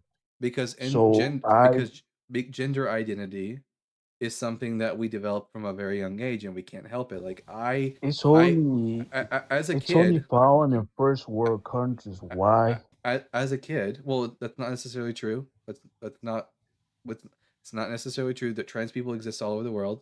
But as when I was a kid, I knew I was a boy. I had an innate sense of being a boy even before I knew anything about anatomy. I knew I was a boy. My gender identity was something that was just Do you innate know what within me. CP is? And the same is true for Or trans lollies? individuals. The same is true for trans individuals. Trans kids and I trans know what kind of teenagers man you are, have that's fine. Anyways, trans kids and trans individuals have an innate sense of their own gender identity, and it just happens to not align with their sex, which is what makes them trans, and they can't help that. It's something that they have no control over. And just like, let's say, a clear example, Latin America, there's literally gay way, way before this LGBT movement started. That gay thing was really already open to the public. Nobody even say anything. There was literally big artists who are, publicly gay. And nobody even say anything, and everybody was cool until I'm pretty sure gay people were not allowed to be openly gay in Latin America. so. In certain countries at Latin America. In fact, in some countries in Latin Which America, one? you couldn't be Which one? what was it, Guatemala or Venezuela? One of them has there's punishable for being gay. Let's see, which Latin America? Imagine, just like the Mayans One second. considered, like, Was illegal to be gay. Let's see. you literally had to Google and find it. So Come on, now. You need well, to yeah, have no, it on top of I'm your not. head. Patriot. It's not. It's I'm not a, been equal rights for I'm a Bible many expert. countries. It's still not. I'm as smart as I might seem to all my audience. I'm not a fountain of infinite knowledge. I have to learn things too. And in Ecuador, and it's been criminalized. It was criminalized until 1997. In Chile, criminalized until 1999. Nicaragua, criminalized until 2008. Panama, also criminalized until 2008. Belize, criminalized until 2016. And then Trinidad and Tobago, criminalized until 2018. So, no, it was not okay to be gay in these countries. And also, we were just talking about trans people. Now we're talking about gay people. What's with the pivoting? You know that being Also, gay and being trans aren't the Patriot, same thing, right? we're inside this culture. We can criticize our own culture for the beliefs that they have. It's not like we're attacking any sort of oppressed group. It's not where we're attacking it at all, really. We're having open discussions around facts surrounding this. I don't know why you're coming here and tone policing the live, but that's what you're doing. And I I don't love see that a you're reason giving for it. fancy terms. You are No, tone that's just what it's policing. called.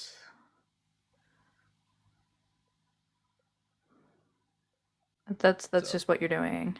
So it doesn't seem like you are going to have the conversation in regards to the question of Jesus' resurrection. You just wanted to complain about the fact that we are pointing out the shortcomings of Christianity. We don't care. Christianity is not special. It doesn't deserve special treatment. Any sort of But you deserve special treatment, right? nope, I don't deserve special treatment. If I believe things that aren't true, I want to be called out for them and shown when I'm wrong. And I expect everyone to do that. I've had my mind change when I did that. And in the same manner, I'm going to call out Christianity, Islam, Judaism, any religion when they say shit that isn't true and isn't demonstrable, especially a religion that has has a power hold over this country right now with the growing Christian nationalism. But anyways, this conversation isn't And about you the know, resurrection, so I'm not interested in it. So thank you for wasting our time, bud. And also showing us that you don't know the things you're talking about, and also that you're slightly transphobic, it looks like. But trans kids deserve all the treatment they can get to help with any sort of gender dysphoria they might have, which includes gender affirming care. They deserve it, and they're gonna get it. And fuck anyone who thinks otherwise. So anyways, that is our 3-hour mark. And let's see, we have one last super chat I'm going to read, and then we're going to send you guys off to, let's take a look who's live right now. Jay Gilmore is live. Jay Gil is Jay is on YouTube? I don't know that they have a YouTube, but is there anyone live Jay's on YouTube awesome. right now? I'm not certain. Poop, I'm not going live right now. It's too late for me. Sergeant Roy, you're not a Bible scholar. Stop making that claim. You've been up here before, and you shat the bed then. Oh, yeah. Sergeant Roy, you're not a Bible scholar. You're a fraud. And anyone who wants to see, what day did we talk to? What day did we talk? I probably didn't even write their name down because it wasn't even, it was nothing. It was a big nothing burger. It was one of the lives earlier this week. We fucking shut him down for being a fraud. It is what it is. Anyways, I'm just gonna take that back. Also, what was that person's list? I guess the line is live. They are? All right, then on YouTube. Hold on. Let's take a look. Let me confirm it first. I'm just reading. Yeah. Justin is on the line with Thinker. Okay. So I'm going to read these last two super chats, and then what's going to happen is I'm going to send you guys to Jay Gilmore, and then to the line, and on the Jay Gilmore's, tell them the Bible guy sent you, and on the line, send them a super chat saying that the Bible guy says hi. Get our name out there, guys. All right. John Klein. At John Klein with the $5. Dalton, give us a money shot. Everyone, screenshot this. What's a money shot, Ashland? I mean, I know what I think a money shot is. Discord message me. Anyways, if it's sexual in nature, y'all gonna have to pay a lot of money for that, and I'm not that desperate yet. At this point, but you know what? If you, anyways, we support all creators out there. It isn't sexual. I'm just a deviant. Okay. Oh, I thought it was sexual too. Apparently, it's just a highly memorable, dramatic, or expressive scene in film, photography, or advertising design to be the climax or main selling point. I don't think that's what they. I don't think that's what John Klein meant, though. I was thinking of something else. Yeah. And not the Bible Jason with the 2 R's and scared of choreography. Who's scared of choreography and I listen, John, not the Bible Jason. You got good super chats, but sometimes your super chats are like referencing things I don't remember what they're referencing, so I don't remember what this isn't in reference to. I'm not a sick fuck. Actually, the first definition that comes up in the Merriam-Webster is the scene of a corn movie in which a male actor does the deed thingy, finishes, climaxes. So I'm not just sick. It's also John actual Klein. definition. John Klein, you dirty, dirty bastard. That's so good. No, you're not getting your money shot. Not today. Okay. It's crazy. All right. Listen, if I don't get it, y'all don't. No, I'm kidding. I'm really not gonna get the allegations to go away.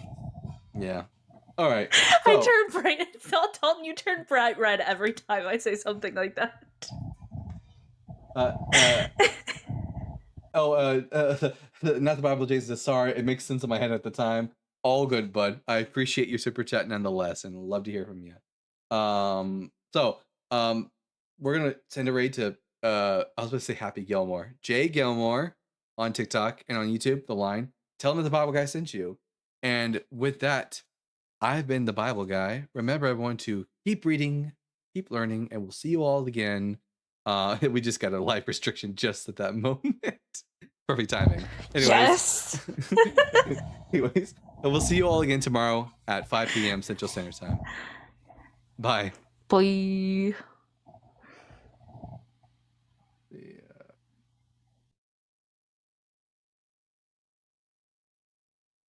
Still learning how to do this. One second. Where are we at? Oh, there we go.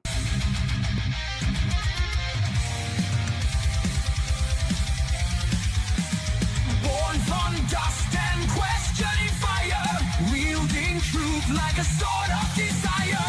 Ancient scrolls and cosmic flame. He tears through myth, he breaks the chain. Echoes of prophets, the stars align. Knowledge and thunder intertwine. Reason ascends where blind faith